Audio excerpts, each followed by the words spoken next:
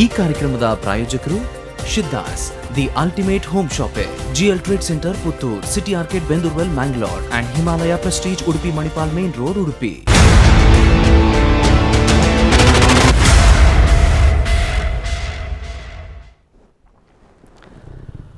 ವೀಕ್ಷಕರೇ, minister non veg mystery ವಿಶೇಷ ಕಾರ್ಯಕ್ರಮಕ್ಕೆ ತಮಗೆಲ್ಲರಿಗೂ ಕೂಡ ಸ್ವಾಗತ. ನಿನ್ನೆ ದಿನ ಅರ್ಥಾತ್ ಶನಿವಾರ ಪ್ರಮೋದ್ ಮಧ್ವರಾಜ್ ರವರು, ಉಡುಪಿಯ ಉಸ್ತುವಾರಿ ಸಚಿವರಾಗಿರ್ತಕ್ಕಂತಹ ಪ್ರಮೋದ್ ಮಧ್ವರಾಜ್ ರವರು ಒಂದು ಹೇಳಿಕೆಯನ್ನು ನೀಡ್ತಾರೆ. ರಾಮ ಕೂಡ ಮಾಂಸವನ್ನ ಸೇವಿಸ್ತಾ ಇದ್ದ, ಕೃಷ್ಣ ಕೂಡ ಮಾಂಸವನ್ನ ಸೇವಿಸ್ತಾ ಇದ್ದ. ಈ ನಾನ್ ವೆಜ್ ಕಥೆಗಳ ಬಗ್ಗೆ ಅಥವಾ ಈ ಒಂದು ವಿಚಾರದ ಬಗ್ಗೆ ಇವತ್ತು ಚರ್ಚೆಯನ್ನು ನಾವು ನಡೆಸಲಿಕ್ಕಿದ್ದೇವೆ. ಇದಕ್ಕಿಂತ ಮೊದಲಿಗೆ, ಈ ಚರ್ಚೆಯನ್ನು ಆರಂಭಿಸುವ ಮೊದಲಿಗೆ ನಿನ್ನೆ ದಿನ ಪ್ರಮೋದ್ ಮಧ್ವರಾಜ್ ರವರು, ಉಸ್ತುವಾರಿ ಸಚಿವರು ಏನ್ ಹೇಳಿದ್ರು ಅದನ್ನ ನೋಡಿ ಬರೋಣ. ಶ್ರೀರಾಮನೇ ಸ್ವತಃ ಮಾಂಸಾಹಾರಿಯಾಗಿತ್ತು. ಹೌದು, ಯಾಕಂದ್ರೆ ಕ್ಷತ್ರಿಯ ಸಮಾಜಕ್ಕೆ ಸೇರಿದವರು. ಶ್ರೀರಾಮನೂ ಮಾಂಸಾಹಾರಿ, ಶ್ರೀಕೃಷ್ಣನೂ ಮಾಂಸಾಹಾರಿ. ಬೇಕಿದ್ರೆ ಇದ್ರ ಬಗ್ಗೆ ಚರ್ಚೆ ನಡೀಲಿ, ವಿದ್ವಾಂಸರಿದ್ದಾರೆ, ಬೇಕಷ್ಟು ಜನ ಇದ್ದಾರೆ, ಇದರ ಬಗ್ಗೆ ಚರ್ಚೆಗಳು ನಡೀಲಿ. ಅದಕ್ಕೆ ನಾನು ಈ ವಿಚಾರವನ್ನು ಉದ್ದೇಶಪೂರ್ವಕವಾಗಿ ಹೇಳ್ತಿದ್ದೀನಿ. ಶ್ರೀಕೃಷ್ಣನೂ ಮಾಂಸಾಹಾರಿ, ಶ್ರೀರಾಮನೂ ಮಾಂಸಾಹಾರಿ, ವಾಲ್ಮೀಕಿಯೂ ಮಾಂಸಾಹಾರಿ. ವೇದವ್ಯಾಸರು ಕೂಡ ಮೀನುಗಾರ ಮಹಿಳೆಯ, ದೋಣಿ ಓಡಿಸುವ ಮೀನುಗಾರ ಮಹಿಳೆಯ ಪುತ್ರ. ಅದು ಕೂಡ ಮದುವೆಯಾಗದ ಹೆಣ್ಣಿನ ಪುತ್ರ. ಈಗಿನ ಕಾಲದಲ್ಲಿ ಆದರೆ ನಾವು ಅವರನ್ನು ಬಹಿಷ್ಕಾರ ಮಾಡ್ತೀವಿ. ಈ ಎಲ್ಲ ವಿಚಾರಗಳ ಬಗ್ಗೆ ನಾವು ಚರ್ಚೆಯನ್ನು ನಡೆಸ್ತೇವೆ. ಈತ ಮುಖೇನ ನಮ್ಮಲ್ಲಿ ಇರುವರು ಅತಿಥಿಗಳು ಈ ಬಗ್ಗೆ ಚರ್ಚೆಯನ್ನು ನಡೆಸಲಿಕ್ಕೆ ನಮ್ಮೊಂದಿಗೆ ಇದ್ದಾರೆ. ಮೊದಲಿಗೆ ಕಿಶನ್ ಹೆಗ್ಡೆ ಅವರನ್ನ ನಾನು ಬಹಳ ಆತ್ಮೀಯವಾಗಿ ಆಮಂತ್ರಿಸಿಕೊಳ್ತಾ ಇದ್ದೇನೆ, ಸ್ವಾಗತವನ್ನು ಕಳಿಸ್ತಾ ಇದ್ದೇನೆ. ಅದೇ ರೀತಿಯಾಗಿ ನಮ್ಮೊಂದಿಗೆ ರಾಘವೇಂದ್ರ ಆಚಾರ್ಯರವರು ಕೂಡ ಇದ್ದಾರೆ, ಅವರಿಗೂ ಕೂಡ ಈ ಕಾರ್ಯಕ್ರಮಕ್ಕೆ ಸ್ವಾಗತವನ್ನು ಕೊಡ್ತಾ ಇದ್ದಾರೆ. ಸರ್, ನಿನ್ನೆಯ ಹೇಳಿಕೆ ಮೊದಲಿಗೆ ರಾಘವೇಂದ್ರ ಆಚಾರ್ಯರಿಂದ ಆರಂಭಿಸ್ತೇನೆ. ನಿನ್ನೆ ಅವರು ನೀಡಿದಂತಹ ಹೇಳಿಕೆ, ರಾಮನೂ ಕೂಡ ಮಾಂಸಾಹಾರಿ ಆಗಿದ್ದ, ಕೃಷ್ಣನೂ ಕೂಡ ಮಾಂಸಾಹಾರಿ ಆಗಿದ್ದ. ಯಾಕಂತ ಹೇಳಿದ್ರೆ ಅವರು ಕ್ಷತ್ರಿಯ ಜಾತಿಗೆ ಸಂಬಂಧಪಟ್ಟವರು. ಸೊ ಇದ್ರ ಬಗ್ಗೆ ನಿಮ್ಮ ಮಾತು. ಮೊದಲಾಗಿ ರಾಮ ಕೃಷ್ಣ ಅವರನ್ನು ಪುರಾಣದ ಕಥೆಯನ್ನು ಮೀರಿ ನಾವು ಯಾರೂ ಪೂಜಿಸುವಂಥದ್ದು ಅದು ಒಂದು ಜಾತಿಗೆ ಸಂಬಂಧಪಟ್ಟ ಅಥವಾ ಒಂದು ವ್ಯಕ್ತಿಯಾಗಿ, ಒಂದು ಮನುಷ್ಯ ನಮ್ಮ ಹಾಗೆ ನಿಮ್ಮ ಹಾಗೆ ಒಂದು ಸಾಮಾನ್ಯ ಮನುಷ್ಯರ ಹಾಗೆ ನಾವು ಪೂಜಿಸುವಂಥದ್ದಲ್ಲ. ಅದು ಅತ್ಯತಿಷ್ಠ ದಶಾಂಗುಲಂ ಅಂಥೇಳಿ ನಾವು ರಾಮನನ್ನು ಕೃಷ್ಣನನ್ನು ಪೂಜಿಸುವಂಥದ್ದು ಹೇಗೆ ಅಂತ ಹೇಳಿದರೆ, ಆ ಅರ್ಥದಲ್ಲಿ ನೋಡಲಿಕ್ಕೆ ಹೋಗುವಾಗ ಈ ಕೃಷ್ಣನದ್ದು ವಿಶ್ವರೂಪ ಏನು ದರ್ಶನ ಆಗ್ತದೆ, ಅದಲ್ಲೇ ನಾನು ಸಾಮಾಜಿಕವಾಗಿ ಬರ್ತೇನೆ. ನೆಕ್ಸ್ಟು ಕೃಷ್ಣನ ವಿಶ್ವರೂಪ ದರ್ಶನ ಆಗುವಾಗ ಅರ್ಜುನ ಹೇಗೆ ಕಾಣ್ತಾನೆ ಅಂತ ಹೇಳಿದರೆ, ವಿಶ್ವರೂಪವನ್ನು ಕಾಣುವಾಗ ಭೀಷ್ಮೋ ದ್ರೋಣ ಸೂತ ಪುತ್ರಸ್ತತಾಸೌ ಸಹಾಸ್ಮದೀಯೈ ರವಿಯೋಧ ಮುಖ್ಯೈ ವಕ್ತ್ರಾಣಿ ತೇ ತ್ವರಮಾಣಾ ವಿಶಂತಿ ದಂಷ್ಟ್ರಾ ಕರಾಳಾನಿ ಭಯಾನಕಾನಿ ಕೇಚಿದ್ವಿಲಗ್ನ ದಶನಾಂತರೇಶು ಸಂದೃಶ್ಯಂತೆ ಚೂರ್ಣಿತೈ ಉತ್ತಮಾಂಗೈ. ಅಂದರೆ ಅರ್ಜುನ ನೋಡ್ತಾ ಇದ್ದಾನೆ ವಿಶ್ವರೂಪವನ್ನು.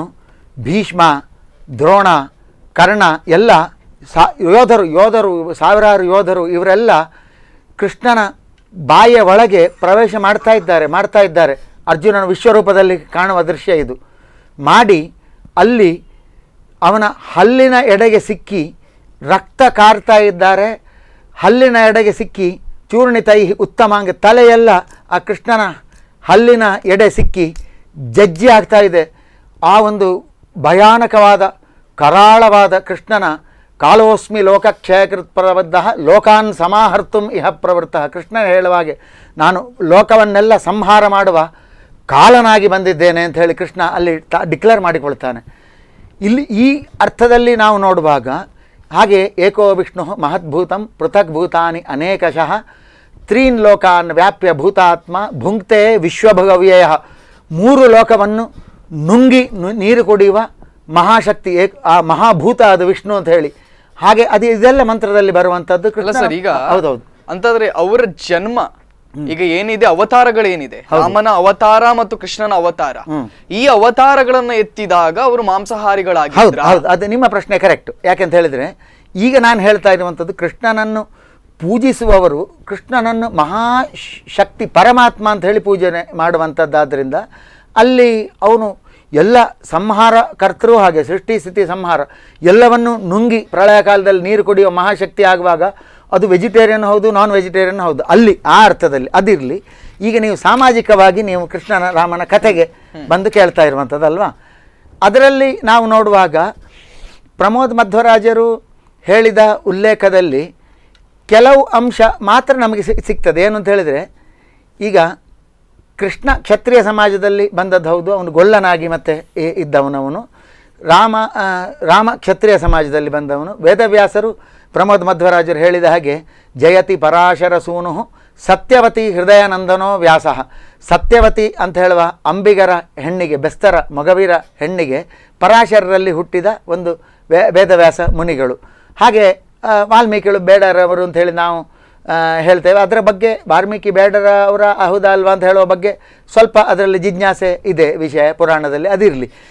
ಅದೇನಿದ್ದರೂ ಇವರು ಬೇರೆ ಬೇರೆ ಒಂದು ಮೊಗವೀರ ಸಮಾಜದಿಂದ ಕ್ಷತ್ರಿಯ ಸಮಾಜದಿಂದ ಬಂದವರಾದದ್ದರಿಂದ ಅವರ ಆಹಾರ ಪದ್ಧತಿ ಈ ಕೃಷ್ಣ ಮಾಂಸಾಹಾರ, ಅವರು ಕ್ಷತ್ರಿಯ ಸಮಾಜ, ಕ್ಷತ್ರಿಯರಿಗೆ ಮಾಂಸಾಹಾರ ವಿಹಿತವಾಗಿತ್ತು ಅಂತ ಹೇಳುವಂಥದ್ದು ಅದರಲ್ಲಿ ಎರಡು ಮಾತಿಲ್ಲ. ಯಾಕೆಂದರೆ ಕ್ಷತ್ರಿಯರು ಈಗ ಮಿಲಿಟ್ರಿಯಲ್ಲಿ ಆರ್ಮಿಯಲ್ಲಿ ಇರುವವರಿಗೆ ಅಲ್ಲಿ ಅವರಿಗೆ ಮಾಂಸ ಇದನ್ನೆಲ್ಲ ಕೊಡ್ತಾರೆ. ಯಾಕೆಂತ ಹೇಳಿದ್ರೆ ಅವರ ಹತ್ರ ಆ ಒಂದು ಬೆಳೆಸುವ ಅಲ್ಲಿ ಮಿಲಿಟರಿ ಕ್ಷತ್ರಿಯರೆಲ್ಲರೂ ಕೂಡ ಆಗಬೇಕು ಅಂತ ಹೇಳಿಲ್ಲ ಅಷ್ಟೇ. ಈಗ ಕೃಷ್ಣ ಮಾಂಸ ತಿಂದ ಅಂತ ಹೇಳೋದಕ್ಕೆ ಯಾವ ಒಂದು ಉಲ್ಲೇಖವು ಪುರಾಣದಲ್ಲಿ ಸಿಗುವುದಿಲ್ಲ. ಅಥವಾ ವೇದವ್ಯಾಸರು ಮಾಂಸ ತಿಂದರು. ಈಗ ಇನ್ನೊಂದು ಸಮಾಜದಲ್ಲಿ ಯಾರಾದರೂ ಹುಟ್ಟಿ ಬಂದರೆ ಸಹ, ಯಾವುದೇ ಜಾತಿಯಲ್ಲಿ ಅವರು ಹುಟ್ಟಿ ಬಂದರು, ಯಾವುದೇ ಸಮಾಜದಲ್ಲಿ ಹುಟ್ಟಿ ಬಂದರು, ಅವರು ಮಾಂಸಾಹಾರಿಗಳು ಅಂತ ಹೇಳುವಂಥದ್ದು ಆ ಜಾತಿಯ ಆಧಾರದ ಮೇಲೆ ಅಥವಾ ಸಮಾಜದ ಆಧಾರದ ಮೇಲೆ ಅವರ ಸ್ವಾಭಾವಿಕ ಆಹಾರ ಪದ್ಧತಿ ಮಾಂಸಾಹಾರ ಇದ್ದಿರಬಹುದು ಅಂತೇಳಿ ಹೇಳ್ಬಹುದು.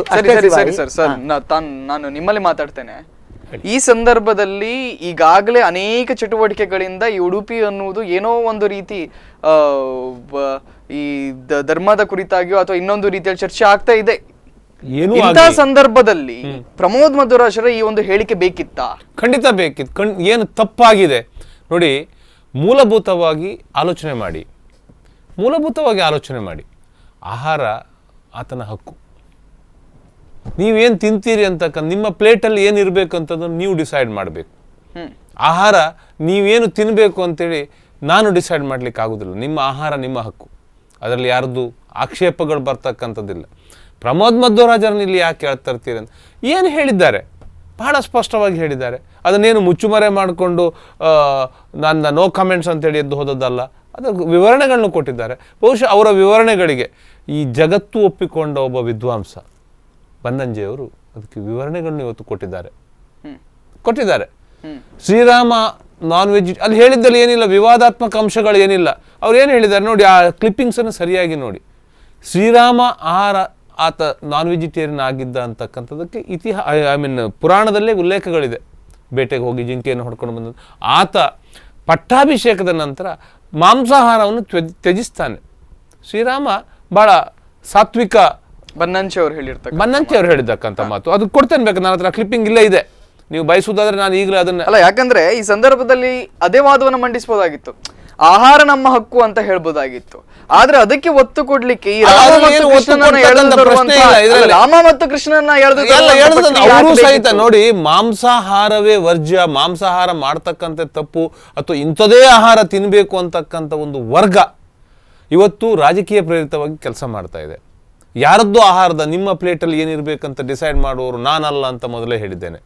ಹಾಗೆ ಯಾರ ಪ್ಲೇಟಲ್ಲಿ ಏನಿರ್ಬೇಕಂತ ಅವ್ರವ್ರು ಡಿಸೈಡ್ ಮಾಡ್ಕೊಳ್ತಾರೆ. ಅವರ ರೈಸ್ ಬೌಲ್ ಏನು ಅಂತ ಅವ್ರು ಡಿಸೈಡ್ ಮಾಡ್ಕೊಳ್ತಾರೆ. ಅದನ್ನು ಹೇಳಲಿಕ್ಕೆ ಹೋದಂಥದಕ್ಕೆ ಪ್ರತ್ಯಕ್ಷವಾಗಿ ಉತ್ತರ ನೀಡಿದ್ದು ಹೊರತು ಪರೋಕ್ಷ ಉತ್ತರ ಅಲ್ಲ ಇದು. ಅಲ್ಲ, ಈಗ ಇಲ್ಲಿ ಮಾಂಸವನ್ನೇ ತಿನ್ನುವುದು ತಪ್ಪು ಅಂತ ಯಾರು ಸಹ ವಾದ ಮಾಡಲ್ಲ. ಮಾಂಸ ಯಾವ ಮಾಂಸ ಅಂತಕ್ಕಂಥ ಎಲ್ಲಿದೆ ನೋಡಿ. ಮಾಂಸಾಹಾರಿಗಳಿಗೆ ಆಪ್ಷನ್ಸ್ ನಾನು ತಿಂತೇನೆ ಇಲ್ಲೋ, ಅವರು ತಿಂತೇನೆ ಇಲ್ಲೋ, ಅವರವರ ವೈಯಕ್ತಿಕತೆಗಳದು. ನಾನು ಹಲವನ್ನು ತಿಂತೇನೆ, ಕೆಲವನ್ನು ತಿನ್ನುವುದಿಲ್ಲ. ಕೆಲವು ತರಕಾರಿಗಳನ್ನು ನಾನು ತಿನ್ನೋದು, ವೆಜಿಟೇಬಲ್ಸನ್ನು ಕೆಲವು ವೆಜಿಟೇಬಲ್ಸ್ ಕೆಲವರಿಗೆ ವರ್ಜ್ಯ ಇರ್ತದೆ. ಎಲ್ಲರಿಗೂ ಕೆಲವು ಬೇಳೆಗಳು ಕೆಲವರಿಗೆ ವರ್ಜ್ಯ ಇರ್ತದೆ. ಕೆಲವು ಬಹುಶಃ ಏನು ಈ ಆಚರಣಾ ದಿನಗಳಲ್ಲಿ ಕೆಲವು ತರಕಾರಿಗಳೇ ವರ್ಜ್ಯ ಇರ್ತದೆ. ಉಡುಪಿಯ ಸಂಪ್ರದಾಯದಲ್ಲಿ ಕೆಲವು ತರಕಾರಿಗಳನ್ನ ಉಪಯೋಗಿಸುವುದಿಲ್ಲ ಉಡುಪಿ ಅಡಿಗೆಗಳಲ್ಲಿ. ನನಗೆ ತಿಳಿದ ಮಟ್ಟಿಗೆ ಈ ನೀರುಳ್ಳಿ ಮತ್ತು ಟೊಮೆಟೊಗಳನ್ನು ಉಡುಪಿ ಅಡಿಗೆಗಳಲ್ಲಿ ಉಪಯೋಗಿಸುವುದಿಲ್ಲ. ಉಡುಪಿಯ ಪಾವಿತ್ರ್ಯತೆ ಅಡಿಗೆಯ ಮಡಿ ಅಡಿಗೆಗಳಲ್ಲಿ ಉಪಯೋಗಿಸುವುದಿಲ್ಲ. ಅದು ಅವರ ಇಷ್ಟಾನುಸಾರ ನಡ್ಕೊಂಡು ಬರ್ತಕ್ಕಂಥದ್ದು. ಅದರಲ್ಲಿ ಬೇರೆಯವರ ಹಸ್ತಕ್ಷೇಪಕ್ಕೆ ಏನಿದೆ? ಮೂಲಭೂತ ವಿಷಯಕ್ಕೆ ಬರ್ತೀರಾ ನೀವು? ಹೌದು, ರಾಮ ಸಸ್ಯಾಹಾರಿ ಮಾಂಸಾಹಾರಿ ಅಂತದ್ದು. ಕೃಷ್ಣ ಕುಲದ ಯದು ಕುಲದಲ್ಲಿ ಹುಟ್ಟಿದವನು, ಆತ ಕ್ಷತ್ರಿಯ, ಆತ ತಿಂದದಕ್ಕೆ ಪುರಾವೆಗಳಿಲ್ಲ, ಅದು ಆಹಾರದಲ್ಲಿ ಎಲ್ಲಿ ವರ್ಣನೆಗಳು ಬಂದಿಲ್ಲ. ಶ್ರೀರಾಮ ತಿಂದದಕ್ಕೆ ವರ್ಣನೆಗಳಿದೆ ಪುರಾಣದಲ್ಲಿ, ಕಲ್ಪನೆಗಳಲ್ಲ ಇದು. ನಾವು ಅದನ್ನು ಕಲ್ಪನೆ ಅನ್ನೋದಾದ್ರೆ ಇಡೀ ರಾಮಾಯಣವನ್ನೇ ಪ್ರಶ್ನೆ ಮಾಡ್ಲಿಕ್ಕೆ ಆಗ್ತದೆ. ಅಲ್ಲ, ಇಲ್ಲಿ ಈಗ ಪ್ರಶ್ನೆ ಇರ್ತಕ್ಕಂತಹದ್ದು ಮಾಂಸವನ್ನೇ ಸೇವಿಸಬಾರ್ದು ಯಾರು ಅನ್ನೋ ಯಾಕೆ ತಲೆ ಕೆಡ್ಸ್ಕೊಳ್ತೀರಿ ಸ್ವಾಮಿ? ನೀವು ನೋಡಿ, ಪೂಜಾ ಶಾಸ್ತ್ರಗಳಲ್ಲಿ ಹಲವು ವಿಧಾನಗಳಿದೆ. ಆಗಮೋಕ್ತ ಶೈವ ಸಂಪ್ರದಾಯಗಳಲ್ಲಿ ಹಲವು ವಿಧಾನಗಳಿದೆ. ಹಲವು ವಿಧಾನಗಳಿದೆ. ಯಾವ ವಿಧಾನದಲ್ಲಿ ದೇವತಾರ್ಚನೆ ಮಾಡ್ಬೇಕಂತ ಹೇಳ್ತಕ್ಕಂಥ ಹಕ್ಕು ಆತನಿಗೆ ಬಿಟ್ಟದ್ದು. ಇಂಥದನ್ನೇ ಮಾಡಿ ಅಂತ ನೀವು ಹೇರ್ಲಿಕ್ಕೆ ಆಗ್ತದ? ಇಂಥದನ್ನ ಮಾಡಬೇಡಿ ನೀವು ಅಂತ ಹೇಳಲಿಕ್ಕೆ ಆಗ್ತದ? ಅಲ್ಲ, ಸರಿ ಸರಿ ಸರಿ ಸರ್, ನಿಮ್ಮ ಉತ್ತರ. ಈಗ ಒಂದು ಆಗ ನಂದು ಅರ್ಧ ಉತ್ತರ ಆಯ್ತದು. ರಾಮ ಬನ್ನಂಜಿಯವರ ಹತ್ರ, ಬನ್ನಂಜಿಯವರ ಶಿಷ್ಯ ನಾನು ಕೂಡ, ಬನ್ನಂಜಿಯವರ ಅಭಿಮಾನಿ ಮಾತ್ರ ಅಲ್ಲ, ಬನ್ನಂಜಿಯವರ ಹತ್ರ ಬಹಳ ವರ್ಷ ನಾನು ಪಾಠ ಕೇಳಿದ್ದವನೇ. ರಾಮಾಯಣದಲ್ಲಿ ಸೀತೆ ಮಾಂಸ ಬೇಯಿಸಿದ್ದು ಅಂತ ಹೇಳುವಂಥದ್ದು ಉಲ್ಲೇಖ ಬರ್ತದೆ. ಕ್ಷತ್ರಿಯರು ಕೃಷ್ಣನದ್ದು ಊಹೆ ಅಥವಾ ಮಗವೀರ ಸಮಾಜದಿಂದ ವೇದವ್ಯಾಸರು ಅವರ ತಾಯಿ ಅಂತ ಹೇಳುವ ದೃಷ್ಟಿಯಿಂದ ಅವರು ಮಾಂಸಾಹಾರಿಗಳು ಅಂತ ಹೇಳಿ ಪ್ರಮೋದರು ಊಹೆ ಮಾಡಿದರೆ ಅದರಲ್ಲಿ ಊಹೆ ಮಾಡೋದ್ರಲ್ಲಿ ತಪ್ಪೇನಿಲ್ಲ. ಯಾಕೆಂತ ಹೇಳಿದರೆ ಅದಕ್ಕೆ ಶಾಸ್ತ್ರದಲ್ಲಿ ಅಥವಾ ಪುರಾಣದಲ್ಲಿ ಅದಕ್ಕೆ ಪೂರಕವಾಗಿಯೂ ಏನು ಸಿಗುವುದಿಲ್ಲ. ಮಾಂಸಾಹಾರ ಅವನು ತಿಂದ ಅಂತ ಹೇಳೋದಕ್ಕೆ ಅಥವಾ ಅವನ ಆಹಾರ ಏನು ತಿನ್ನಲಿಲ್ಲ ಅಂತ ಹೇಳೋದಕ್ಕೂ ಏನು ಮಾತು ಸಿಗುವುದಿಲ್ಲ. ಇದು ಬನ್ನಂಜಿಯವರ ಹತ್ರವೇ ನಾನು ಮಾತಾಡಿ ಹೇಳ್ತಾ ಇರುವಂಥದ್ದು. ಹಾಗಾಗಿ ಪ್ರಮೋದರು ಹಾಗೆ ತಿಳ್ಕೊಂಡ್ರೆ ಅದು ಅವರಿಗೆ ಬಿಟ್ಟ ವಿಚಾರ. ಆದರೆ ಒಂದು ಹೆಗಡೆಯವರು ಹೇಳಿದರು, ಆಹಾರ ಕರೆಕ್ಟು. ಯಾವುದು ಈಗ ಮಾಂಸಾಹಾರ ಮಾಡುವವರೆಲ್ಲ ಅವರು ಮನುಷ್ಯರೇ ಅಲ್ಲ, ಅಥವಾ ಅವರು ಒಳ್ಳೆಯವರೇ ಅಲ್ಲ, ಅಥವಾ ಅವರು ಒಂದು ಹಿಂದೂ ಸಮಾಜಕ್ಕೆ ಸೇರಿದವರಲ್ಲ, ಅಥವಾ ಅವರು ಮನುಷ್ಯರೇ ಅಲ್ಲ ಅಂತ ಹೇಳುವಂಥದ್ದು ಯಾರು ಹೇಳ್ತಾ ಇಲ್ಲ. ಇಲ್ಲಿ ಹೇಳ್ತಾ ಇರುವುದು ಅವರದ್ದು ಒಂದು ಮಾತು ಮಾತ್ರ. ನಾನು ಆಹಾರದ ಹಕ್ಕು ಅಂತ ಹೇಳುವಂಥದ್ದು ಅದು ಸರಿ, ಅವರು ಹೇಳೋ ಮಾತನ್ನು ಅದನ್ನು ನಾನು ರೆಸ್ಪೆಕ್ಟ್ ಮಾಡ್ತೇನೆ, ಕೇಳೋದು ಕೇಳಿ. ಆದರೆ ಈ ಆಹಾರದ ಹಕ್ಕಿಗೆ ಒಂದು ಚೌಕಟ್ಟು ಇರಲೇಬೇಕಾಗ್ತದೆ ಯಾವುದೇ ನಾಗರಿಕ ಸಭ್ಯ ಸಮಾಜದಲ್ಲಿ. ಯಾಕೆಂತ ಹೇಳಿದರೆ, ನಾಳೆ ನಂದು ಆಹಾರದ ಹಕ್ಕು, ಯಾವ ಮಾಂಸ ನಾನು ತಿಂತೇನೆ ಅಂತ ಹೇಳೋದು ಆಹಾರದ ಹಕ್ಕು ಅಂತ ಹೇಳಿಕೊಂಡು ನನಗೆ ನರಮಾಂಸ, ನಿಮ್ಮ ಮಾಂಸ ನನಗೆ ಇಷ್ಟ ಆಗ್ತದೆ, ನರಮಾಂಸ ನಾನು ತಿಂತೇನೆ, ಅದು ನನ್ನ ಹಕ್ಕು ಅಂತ ಹೇಳಿದ್ರೆ ಇದು ವಿತಂಡವಾದ ಆಗ್ತದೆ. ಹಾಗೆ ವಾದ ಬೇರೆ, ವಿತಂಡವಾದ ಅಲ್ಲ. ನೋಡಿ, ಈ ವಾದವನ್ನ ಬಹುಶಃ ಸಾರ್ವತ್ರಿಕವಾಗಿ ಯಾರು ಒಪ್ಲಿಕ್ಕಿಲ್ಲ. ನರಮಾಂಸ ಭಕ್ಷಣೆ ಮಾಡ್ತೇನೆ ನಾನು ಅಂತ ಹೇಳ್ತಕ್ಕ ಅದಕ್ಕೆ ಕಾನೂನು ಪ್ರಕಾರವಾದಂತ ಅರ್ಹತೆಗಳೇನಿದೆ ಅದು ನಡೀತದೆ. ನಿಮ್ಮ ವಾದಕ್ಕೆ ನೋಡಿ ಆಹಾರ ಕ್ರಮಗಳಿದೆ. ನಿಮ್ಮಿಬ್ಬರ ನಡುವೆ ಕೂಡ ಚರ್ಚೆ ಮಾಡ್ತೇನೆ. ಇತ್ತ ನಡುವೆ ಅವರು ಕಾಲರ್ ನಮ್ಮೊಂದಿಗೆ ಇದ್ದಾರೆ. ಹಲೋ ಹಲೋ ಹಲೋ, ಕೇಳಿಸ್ತಾ ಇದೆ, ಹೇಳಿ ಸರ್. ಹಲೋ, ನಮಸ್ಕಾರ ಅತಿಥಿಗಳಿಗೆ. ನಮಸ್ಕಾರ. ಇಬ್ಬರು ಅತಿಥಿಗಳಿದ್ದಾರೆ, ಕೇಳಿಸ್ಕೊಳ್ಳಿ. ಹಲೋ, ಈಗ ನೋಡಿ, ನಮ್ಮ ದೇಶದಲ್ಲಿ ಬೇಕಾದಷ್ಟು ಸಮಸ್ಯೆಗಳಿದೆ. ಸಾಮಾನ್ಯತೆ ಬಗ್ಗೆ, ಇಕ್ವಾಲಿಟಿ ಬಗ್ಗೆ ಯಾರು ಮಾತಾಡುದಿಲ್ಲ. ಈಗ ನಾವು ಎಂತ ವಿಷಯದಲ್ಲಿ ಚರ್ಚೆ ಆಗ್ತಾ ಇದ್ರೆ, ನಾವು ತಿನ್ನೋ ವಿಷಯದಲ್ಲಿ ಇನ್ನಿತರ ನೋಡಿ, ನಮ್ಗೆ ಏನು ನಮ್ಮ ಮೂಲಭೂತ ಸೌಕರ್ಯ ಬಗ್ಗೆ ಮಾತಾಡುವವರು ಯಾರು ಇಲ್ಲ ಇಲ್ಲಿ. ಒಂದು ಪಂಗಡ ಎಂದ್ರೆ ಹಿಂದೂ ಧರ್ಮ ಅಂತ ನೋಡಿ. ಇದನ್ನು ಯಾವಾಗ ನೋಡಿ, ಹಿಂದೂಗಳ ಬಗ್ಗೆ, ದಲಿತರ ಬಗ್ಗೆ, ಈಗ ನಾವೆಲ್ಲ ಹಿಂದೂ, ನಾವೆಲ್ಲ ಒಂದು ಅಂತ ಮಾತಾಡುವವರು ನೋಡಿ. ಈಗ ನೋಡಿ, ಕೇಳ್ತಾ ಇದೆಯಲ್ಲ, ಯಾಕೆಂದ್ರೆ ನಮ್ಗೆ ದೊಡ್ಡ ದುರಂತ ನೋಡಿ, ಪ್ರಮೋದ್ ಮಧ್ವರಾಜ್ ಹೇಳಿದಂತ ಅವರಿಗೆ ಗೊತ್ತಿದ್ದನ್ನು ಅದನ್ನು ಇಷ್ಟು ದೊಡ್ಡ ಅವ್ರಿಗೆ ಸವಾಲಾಗಿ ಇಡುವಂತ ವಿಷಯ ಅಲ್ಲ. ಇತಿಹಾಸವನ್ನು ಈ ಸಾವಿರಾರು ವರ್ಷ ಅಂತ ನಾವು ಈ ನಾವು ಮುಂಚೆ ಮನುಷ್ಯರಾಗಿರ್ಲಿಲ್ಲ. ಇತಿಹಾಸ ಹೇಳ್ತದೆ ನಾವು ಯಾವ ರೂಪ ಇದ್ದವು ಮನುಷ್ಯರು. ಈಗ ಧರ್ಮ ಜಾತಿ ಎಲ್ಲ ಯಾವಾಗ ಹುಟ್ಟಿಸಂತ ಹೇಳಿ, ಈ ಧರ್ಮ ಜಾತಿ ಬಂದದ್ದು ಯಾವಾಗ, ಎಷ್ಟು ವರ್ಷ ಆಯ್ತು ನೀವು ಹೇಳಿ. ನಾನು ಅದಕ್ಕೆ ಸರ್, ಇಲ್ಲಿ ಚರ್ಚೆ ಮಾಡುವಂತ ವಿಷಯ ಯಾಕೆ ಅಲ್ಲ ಇದು ಸರ್. ಇಲ್ಲಿ ಕೇವಲ ಈಗ ರಾಮ ಮತ್ತು ಕೃಷ್ಣ ಯಾವುದೋ ಒಂದು ವರ್ಗಕ್ಕೆ ಅಥವಾ ಅವ್ರು ಕೇವಲ ಅವರು ಮನುಷ್ಯರಾಗಿ ಇಲ್ಲಿ ಯಾರು ಕೂಡ ಪರಿಗಣಿಸ್ತಿಲ್ಲ. ಬದಲಿಗೆ ಸಂಪೂರ್ಣ ಭಾರತಕ್ಕೆ ರಾಮ ಮತ್ತು ಕೃಷ್ಣ ಆದರ್ಶ ವ್ಯಕ್ತಿಗಳು ಅಂತ ಇಲ್ಲಿ ಪರಿಗಣಿಸಿದ್ದಾರೆ. ಹಾಗಾಗಿ ಇದಕ್ಕೆ ಚರ್ಚೆ ಮಾಡುವುದು ಪ್ರಸ್ತುತವೇ, ಅದೊಂದು ಉತ್ತಮ ವಿಷಯವೇ ಅಂತ. ಹಾಗೆಲ್ಲ ನೋಡಿ. ಹಲೋ, ಅಲ್ಲ ಈಗ ಅಲ್ಲ, ಈಗ ನೀವು ಹೇಳಿದ ಖಂಡಿತವಾಗಿ ಮಾತು ಅರ್ಥ ಆಯ್ತು. ನಿಮ್ಮ ತಮ್ಮ ಅನಿಸಿಕೆ ಅರ್ಥ ಆಗ್ತದೆ. ಅರ್ಥ ಆಯ್ತು, ತಮ್ಮ ಅನಿಸಿಕೆ ಅರ್ಥ ಆಯ್ತು. ಇಲ್ಲಿ ಬಹಳ ಪ್ರಸ್ತುತವಾದ್ದೇನು ಕೇಳಿದ್ರೆ, ಇಲ್ಲಿ ಏನಂದ್ರೆ ಬಿಜೆಪಿ ಅವರು RSS ಅವರು ಮಾಡುವಂತದೆಲ್ಲ ಸರಿ. ಕೇಳಿಸ್ತಿದೆ ಹೇಳಿ. ಅಲ್ಲ, ತಮ್ಮ ಮಾತು ಅರ್ಥ ಆಯ್ತು. ಇಲ್ಲಿ ಏನಾಗಿದೆ ಇವತ್ತು ಪ್ರಶ್ನೆ ಏನಂದ್ರೆ ಇವತ್ತು ಆಹಾರದ ಕ್ರಮ ಏನು ಮಾಡಿದರೆ, ಯಾವ ದೇವರಿಗೆ ಅಪಮಾನ ಮಾಡಿದರೆ ಸಹ ಅದನ್ನು ಅವರು ಸಹಿಸ್ತಾರೆ. ಇಲ್ಲಿಗೆ ಬಿಜೆಪಿ RSS ಅಥವಾ ಕಾಂಗ್ರೆಸ್ನ ಬಗ್ಗೆ ಚರ್ಚೆ ನಡೀತಾ ಇಲ್ಲ ಅಂತ ಹೇಳಿ ನಮ್ಮ ಭಾವಿಸ್ತೇನೆ. ಬದುಕು, ನಾನು ನಾಯಿ ತಿಂತೇನೆ, ಏನು ಇಲಿ ತಿಂತೇನೆ, ಅದು ಅವರವರ ಬಿಟ್ಟ ವಿಷಯ. ಸರಿ ಸರ್, ನಿಮ್ಮ ಈ ವಿಚಾರಗಳ ಬಗ್ಗೆ ನಾವು ಚರ್ಚೆ ಮಾಡ್ಲಿಕ್ಕಿದೆ. ಸ್ಪಷ್ಟವಾಗಿ ಹೇಳಲಿಕ್ಕೆ ಬಯಸ್ತೇನೆ. ನೋಡಿ, ನಮ್ಮ ದೇಶದಲ್ಲಿ ಬರೇ ಸರ್ ತುಂಬಾ ಡಿಸ್ಟರ್ಬೆನ್ಸ್ ಇದೆ. ನೋಡಿ, ಈ ದೇಶದ, ನಮ್ಮದೇ ದೇಶದ ಪೂರ್ವ ಭಾಗದಲ್ಲಿ, ಅತ್ಯಂತ ಪೂರ್ವ ಭಾಗದಲ್ಲಿ ಅಸ್ಸಾಂ ಪ್ರದೇಶಗಳಲ್ಲಿ ಹೋದ್ರೆ ಅವ್ರು ಹೇಳಿದಾಗ ನಂಗೆ ನೆನಪಾಯ್ತು. ಅವ್ರು ಹೇಳಿದಾಗ ಶ್ವಾನ ಭಕ್ಷಣೆ ಇದೆ, ಅದು ಬಹಿರಂಗವಾಗಿದೆ, ಅದೇನು ಕದ್ದು ಮುಚ್ಚಿ ಅಲ್ಲ. ಬಹುಶಃ ನಮ್ಮಲ್ಲಿ ಅದನ್ನು ಒಪ್ಕೊಳ್ಳಿಕ್ಕೂ ನಾವು ತಯಾರಿರ್ತಕ್ಕಂಥ ಪರಿಸ್ಥಿತಿಗಳು ಇವತ್ತು ಏನಾಗಿದೆ. ಆಹಾರ ಯಾರದ್ದು ಏನು ತಿಂತಾರಂತ ಎಲ್ರಿಗೂ ಇವತ್ತು ಬಹುಶಃ ಅವ್ರೇನು ಅರ್ಧ ಹೇಳಲಿಕ್ಕೆ ಹೊರಟ್ರು, ಗೋಭಕ್ಷಣೆ, ಗೋಮಾಂಸ ವಿಚಾರಗಳು ಇದೆಲ್ಲ ಇವತ್ತು ನಾವು ಕ್ಷುಲ್ಲಕ ಕಾರಣಗಳಿಗೆ ಹೊಡೆದಾಡ್ತಾ ಇದ್ದೀವಿ ಆಹಾರದ ವಿಷಯದಲ್ಲಿ ಅಂತೇಳಿ. ಹೌದು, ಪರಮ ಪೂಜ್ಯಳಾದ ಗೋವು ನಮ್ಗೆಲ್ರಿಗೂ ಪರಮ ಪೂಜ್ಯ, ನಾವೆಲ್ಲರೂ ಪೂಜಿಸುವವರೇ, ಅದರಲ್ಲಿ ಯಾರದೇ ಇಲ್ಲ. ಆದರೆ ದುರಂತ ಏನಾಗಿದೆ, ಇವತ್ತು ನಾವು ಗೋವನ್ನು ಪರಮ ಪೂಜ್ಯರು ಅಂತ ಹೇಳಿಸ್ಕೊಳ್ತಾ ಇದ್ದೇವೆ, ಗೋವು ರಕ್ಷಣೆ ಅಂತೇಳಿ ಹೇಳ್ತಾ ಇದ್ದೇವೆ. ಹೌದು, ಖಂಡಿತ ನಾನು ಒಬ್ಬ ರೈತಾಪಿ ವರ್ಗದಿಂದ ಬಂದವನು. ಎಲ್ಲ ಹಿಂದೂಗಳು ಗೋವನ್ನು ಪೂಜಿಸ್ತಾರೆ. ಆಹಾರದಲ್ಲಿ ಅವರು ತಗೊಳ್ಳೋರು ಎಷ್ಟೋ ಹಿಂದೂಗಳಿದ್ದಾರೆ. ಹಿಂದೂಗಳು ಒಂದು ಜಾತಿ ಪಂಗಡಗಳಿಗೆ ಸೀಮಿತವಾದ್ದಲ್ಲ. ಹಿಂದುತ್ವ ಅಂತಕ್ಕಂಥದ್ದು ಅಖಂಡ ಭಾರತದಲ್ಲಿ ಇರ್ತಕ್ಕಂಥ ಹಿಂದುತ್ವ ಅಲ್ಲಿ ಒಡೆದಿದ್ದಾರೆ, ಜಾತಿ ಪಂಗಡಗಳಲ್ಲಾಗಿದೆ ಹೆಸರಿನಲ್ಲಿ ಒಡೆದಿದ್ದಾರೆ. ಇವತ್ತು ಹಿಂದುತ್ವದ ಹೆಸರಿನಲ್ಲಿ ನಡೀತಿರ್ತಕ್ಕಂಥ ಗೋಹತ್ಯೆ ಕಾರಣ ಎಲ್ಲಿ ಸ್ವಾಮಿ? ಇವತ್ತು ಈ ಪ್ರಪಂಚದಲ್ಲಿ 2ನೇ ಅತ್ಯಂತ ಹೆಚ್ಚು ಗೋಮಾಂಸವನ್ನು ರಫ್ತು ಮಾಡ್ತಕ್ಕಂಥ ದೇಶ ಯಾವುದು ಇವತ್ತು? ನಮ್ಮ ಭಾರತ. ಇದು ಹೆಮ್ಮೆಯ ಸಂಗತಿಯ ಅಲ್ಲ. ಇದ್ರ ಬಗ್ಗೆ ನಾವು ಚರ್ಚೆ ಮಾಡುದು ಇದೀಗ ಹೆಮ್ಮೆ ಸಂಗತಿ ಅಲ್ಲ ಅಂತ ನೀವು ಹೇಳುವಂತ ಅಲ್ಲ, ಹೇಳ್ತಾರಲ್ಲ. ಇವತ್ತು ಆಹಾರ ಕ್ರಮದಲ್ಲಿ ಏನು ಇವತ್ತು ಅವರ ಹೋರಾಟ ಇರ್ತಕ್ಕಂಥದ್ದು ಅದೇ, ಇದನ್ನ ನಿಲ್ಲಿಸಬೇಕು, ಈ ರಫ್ತು ಮಾಡುವಂತದ್ದು ನಿಲ್ಲಿಸಬೇಕು. ಎಲ್ಲಿ ನಿಂತಿದ್ದಾರೆ ಸ್ವಾಮಿ? ಇವ್ರು ನಿಲ್ಲಿಸಬೇಕಂತ ಹೇಳ್ತಿದ್ದವ್ರು ಇವತ್ತು ಏನು ಹೇಳ್ತಾ ಇದ್ದಾರೆ? ಸ್ವಘೋಷಿತವಾಗಿ ಇವ್ರು ಹೇಳ್ಕೊಳ್ತಾ ಇದ್ದಾರೆ. ಇವರ ಸರ್ಕಾರ ಕೇಂದ್ರದಲ್ಲಿ ಅಧಿಕಾರ ಬಂದ ಮೇಲೆ ಅದು ಜಾಸ್ತಿ ಆಗಿದೆ. ಈ ಸರ್ಕಾರ ಅಧಿಕಾರಕ್ಕೆ ಬಂದ ಮೇಲೆ ಅದು ಅಂಕಿಅಂಶಗಳು ಹೇಳ್ತಾ ಇದ್ದಾವೆ. ಇದು ನಿಮ್ಮ ಟಿವಿ ಮಾಧ್ಯಮದಲ್ಲಿ ನಾನು ಹೇಳ್ತಾ ಇರ್ತಕ್ಕಂಥ ಮಾತಲ್ಲ, ಅಂಕಿಅಂಶಗಳು ಹೇಳ್ತಾ ಇದೆ.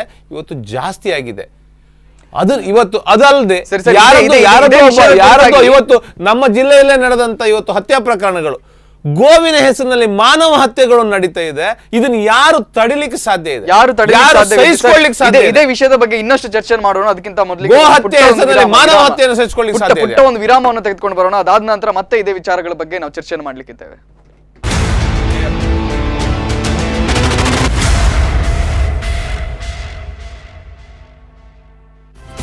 ಈ ಕಾರ್ಯಕ್ರಮದ ಪ್ರಾಯೋಜಕರು Shiddas, the ultimate home shoppe, GL trade centre Puttur, city arcade Bendurwell Mangalore and Himalaya prestige Udupi Manipal main road Udupi. ಈ ಕಾರ್ಯಕ್ರಮದ ಪ್ರಾಯೋಜಕರು Shiddas, the ultimate home shoppe, GL trade centre Puttur, city arcade Bendurwell Mangalore and Himalaya prestige Udupi Manipal main road Udupi.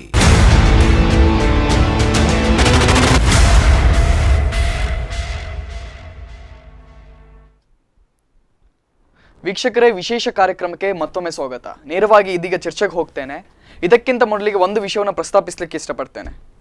ಇವತ್ತು ಅನೇಕ ಸಮಸ್ಯೆಗಳಿವೆ ನಮ್ಮ ಕರ್ನಾಟಕದಲ್ಲಾಗಿರ್ಬಹುದು ಅಥವಾ ಭಾರತ, ನಮ್ಮ ಈ ಪ್ರಾಂತ್ಯವನ್ನು ತೆಗೆದುಕೊಂಡಾಗ ಅನೇಕ ಸಮಸ್ಯೆಗಳು ನಮ್ಮ ನಡುವಿದೆ. ಆದರೆ ಇದೊಂದು ವಿಚಾರವನ್ನು ಇಟ್ಟುಕೊಂಡು, ಅಥವಾ ನಮ್ಮ ಹಕ್ಕು, ಊಟವೇ ನಮ್ಮ ಹಕ್ಕು, ಆಹಾರವೇ ನಮ್ಮ ಹಕ್ಕು ಅಂತ ಇಟ್ಟುಕೊಂಡು ಆ ವಿಮರ್ಶೆಯನ್ನ ಮಾಡ್ತಾ ಕೂತ್ಕೊಳ್ಳೋದು ಅಥವಾ ಅದ್ರ ಬಗ್ಗೆ ಚರ್ಚೆ ತರ್ಕಗಳನ್ನ ಮಾಡ್ತಿರೋದು ಎಷ್ಟರ ಮಟ್ಟಿಗೆ ಸರಿ ಅನ್ನುವಂಥ ಇನ್ನೊಂದು ಕೂಗು ಬಂದಿದೆ. ಈತ ನಡುವೆ ನಿನ್ನೆ ದಿನ ಜಿ ವಾಸುದೇವ ಭಟ್ ಪೆರಂಪಳ್ಳಿ ಅವರು ಒಂದು ಹೇಳಿಕೆಯನ್ನು ನೀಡಿದ್ದಾರೆ. ಈ ಒಂದು ಹಕ್ಕು ನಮ್ಮ ಹಕ್ಕು ಅಂತ ಏನು ಹೋರಾಟವನ್ನ ಮಾಡಿದ್ರು ಇದ್ರ ಕುರಿತಾಗಿ ಒಂದು ಹೇಳಿಕೆಯನ್ನು ನೀಡಿದ್ದಾರೆ. ಅದನ್ನು ಹೇಳಲಿಕ್ಕೆ ಇಷ್ಟಪಡ್ತೇನೆ. ದೇಶದಲ್ಲಿ ಅಸಮಾನತೆಯ ಹೆಸರಿನಲ್ಲಿ ನೀಡಲಾಗುತ್ತಿರುವ ಮೀಸಲಾತಿ, ಸೌಲಭ್ಯ, ರಿಯಾಯಿತಿಗಳ ಕುರಿತು ಗಂಭೀರ ಪುನರ್ವಿಮರ್ಶೆ ಆಗಬೇಕು. ಇದೆಲ್ಲ ವಿಚಾರಗಳ ಬಗ್ಗೆ ನಾವು ಮಾತಾಡಬೇಕು. ಕೇವಲ ಆಹಾರ ನಮ್ಮ ಹಕ್ಕು, ಅದರಿಂದ ಸಮಾನತೆ ಸಿಗ್ತದೆ ಅಂತ ಹೇಳುವುದು ಸರಿಯಲ್ಲ. ಅದ್ರ ಬದಲಿಗೆ ಈ ಒಂದು ಮೀಸಲಾತಿ ಅಂತ ಏನಿದೆ ಅದನ್ನ ಕೂಡ ಅವರು ತ್ಯಜಿಸಿ ಸಮಾನತೆಗೆ ಬರಬೇಕು ಅಂತ ಅವರು ನಿನ್ನೆ ಆ ಒಂದು ವಿಷಯವನ್ನ ಪ್ರಸ್ತಾಪಿಸಿದ್ರು. ಸೊ ಈಗ ಇದೇ ವಿಷಯದ ಬಗ್ಗೆ ಮಾತಾಡಲಿಕ್ಕೆ ಸ್ವತಃ ಭಟ್ರು ನಮ್ಮೊಂದಿಗಿದ್ದಾರೆ, ಅವರನ್ನು ಕೂಡ ಸಂಪರ್ಕಿಸೋಣ. ಹಲೋ ಹಲೋ ಸರ್, ಸರ್ ಹೇಳಿ. ಇವತ್ತು ಈಗ ವಿಚಾರ ಇರ್ತಕ್ಕಂಥದ್ದೇ, ಈಗ ಗೋವಿನ ವಿಷಯದಲ್ಲಿ ಇವತ್ತು ಕಿತ್ತಾಟ ಆಗ್ತಾ ಇದೆ, ಅಥವಾ ಇನ್ನೊಂದು ವಿಚಾರದಲ್ಲಿ ಆಗ್ತಾ ಇದೆ, ಇನ್ನೊಂದು ಕಡೆಯಲ್ಲಿ ನಾವು ಮಠಕ್ಕೆ ಬಂದು ಮುತ್ತಿಗೆಯನ್ನು ಹಾಕ್ತೇವೆ ಅಂತ ಹೇಳ್ತಾ ಇದ್ದಾರೆ. ಸೊ ಈ ಎಲ್ಲ ವಿಚಾರಗಳ ಬಗ್ಗೆ ನಿನ್ನೆ ನೀವೊಂದು ಹೇಳಿಕೆಯನ್ನು ನೀಡಿದ್ರಿ. ಹಿಂದುಳಿದವರೆಂಬುದನ್ನ ಅಸ್ತ್ರವಾಗಿಟ್ಟುಕೊಂಡು ಕೆಲವು ವರ್ಗಗಳು ವಿಪರೀತವಾದಂತಹ ಸೌಕರ್ಯವನ್ನ ಪಡಿತಾ ಇದ್ದಾರೆ, ಅಥವಾ ಈ ಎಲ್ಲ ವಿಚಾರಗಳ ಬಗ್ಗೆ ನೀವೇನು ಹೇಳಿದ್ರಿ, ಇದರಲ್ಲಿ ನಿಮ್ಮ ಅನಿಸಿಕೆ ಏನು? ಈಗ ಈ ಒಂದು ಗೋ ಹತ್ಯೆ ಬಗ್ಗೆ ಆಗ್ಲಿ, ಅಥವಾ ಈ ಒಂದು ಆಹಾರ ನಮ್ಮ ಹಕ್ಕು ಅನ್ನುವ ವಿಚಾರದಲ್ಲಿ ಏನು ಸ್ಟ್ರೈಕ್ಗಳೀಗ ಆಗ್ತಾ ಇದೆ, ಏನು ಕೂಗೊಂದು ಕೇಳಿ ಬಂದಿದೆ, ಇದ್ರ ಬಗ್ಗೆ ನಿಮ್ಮ ಅನಿಸಿಕೆ ಬೇಕಾಗಿದೆ ಸರ್.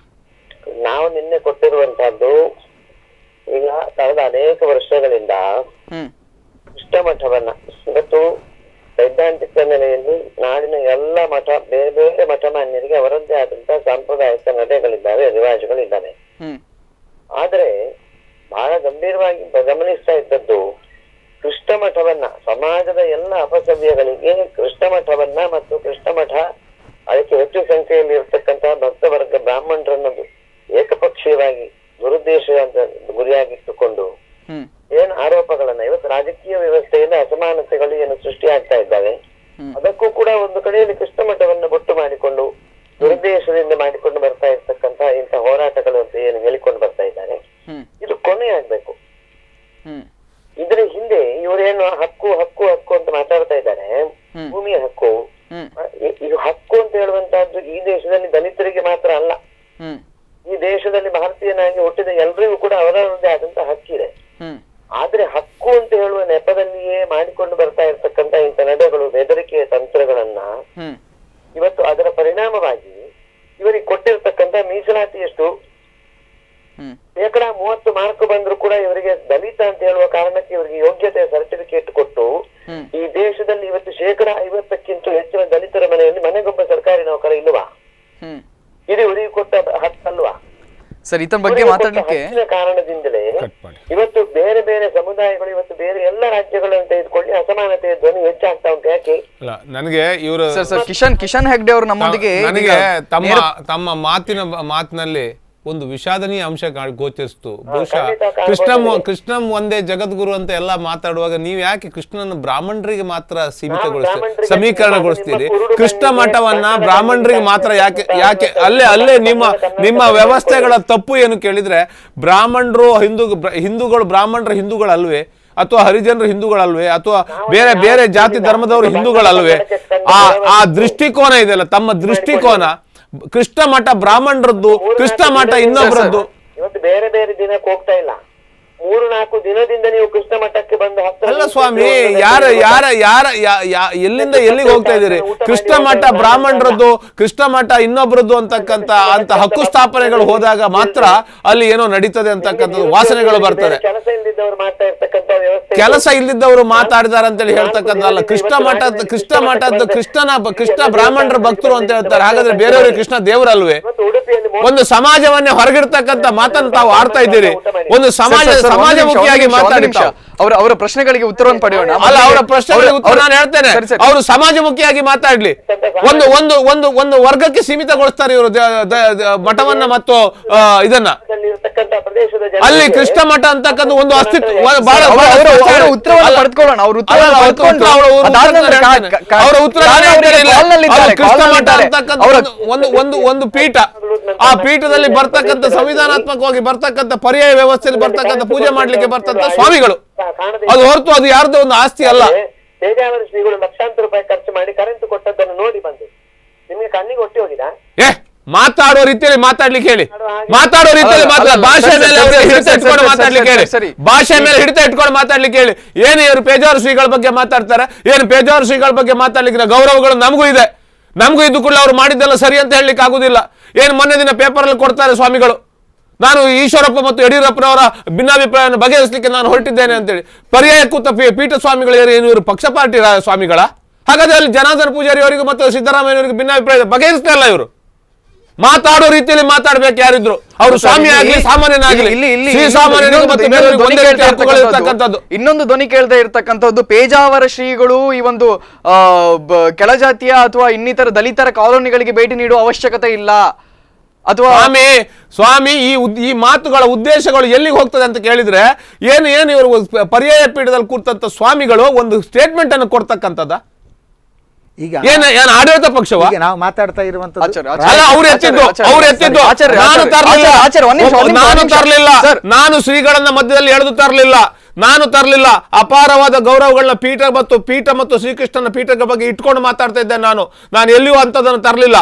ಆದ್ರೆ ಮಾತಾಡುವ ರೀತಿ ಕೃಷ್ಣ ಮಠವನ್ನು ಬ್ರಾಹ್ಮಣರಿಗೆ ಮಾತ್ರ ಮೀಸಲಿಡ್ತಕ್ಕಂಥ ಮಾತು ಅಂತ ಇವತ್ತು ಒಂದು ಪ್ರಶ್ನೆ ಮುಖಾಂತರ ಬಂದಂತ ಉತ್ತರ ನೀಡ್ತಾ ಇದ್ದೇನೆ.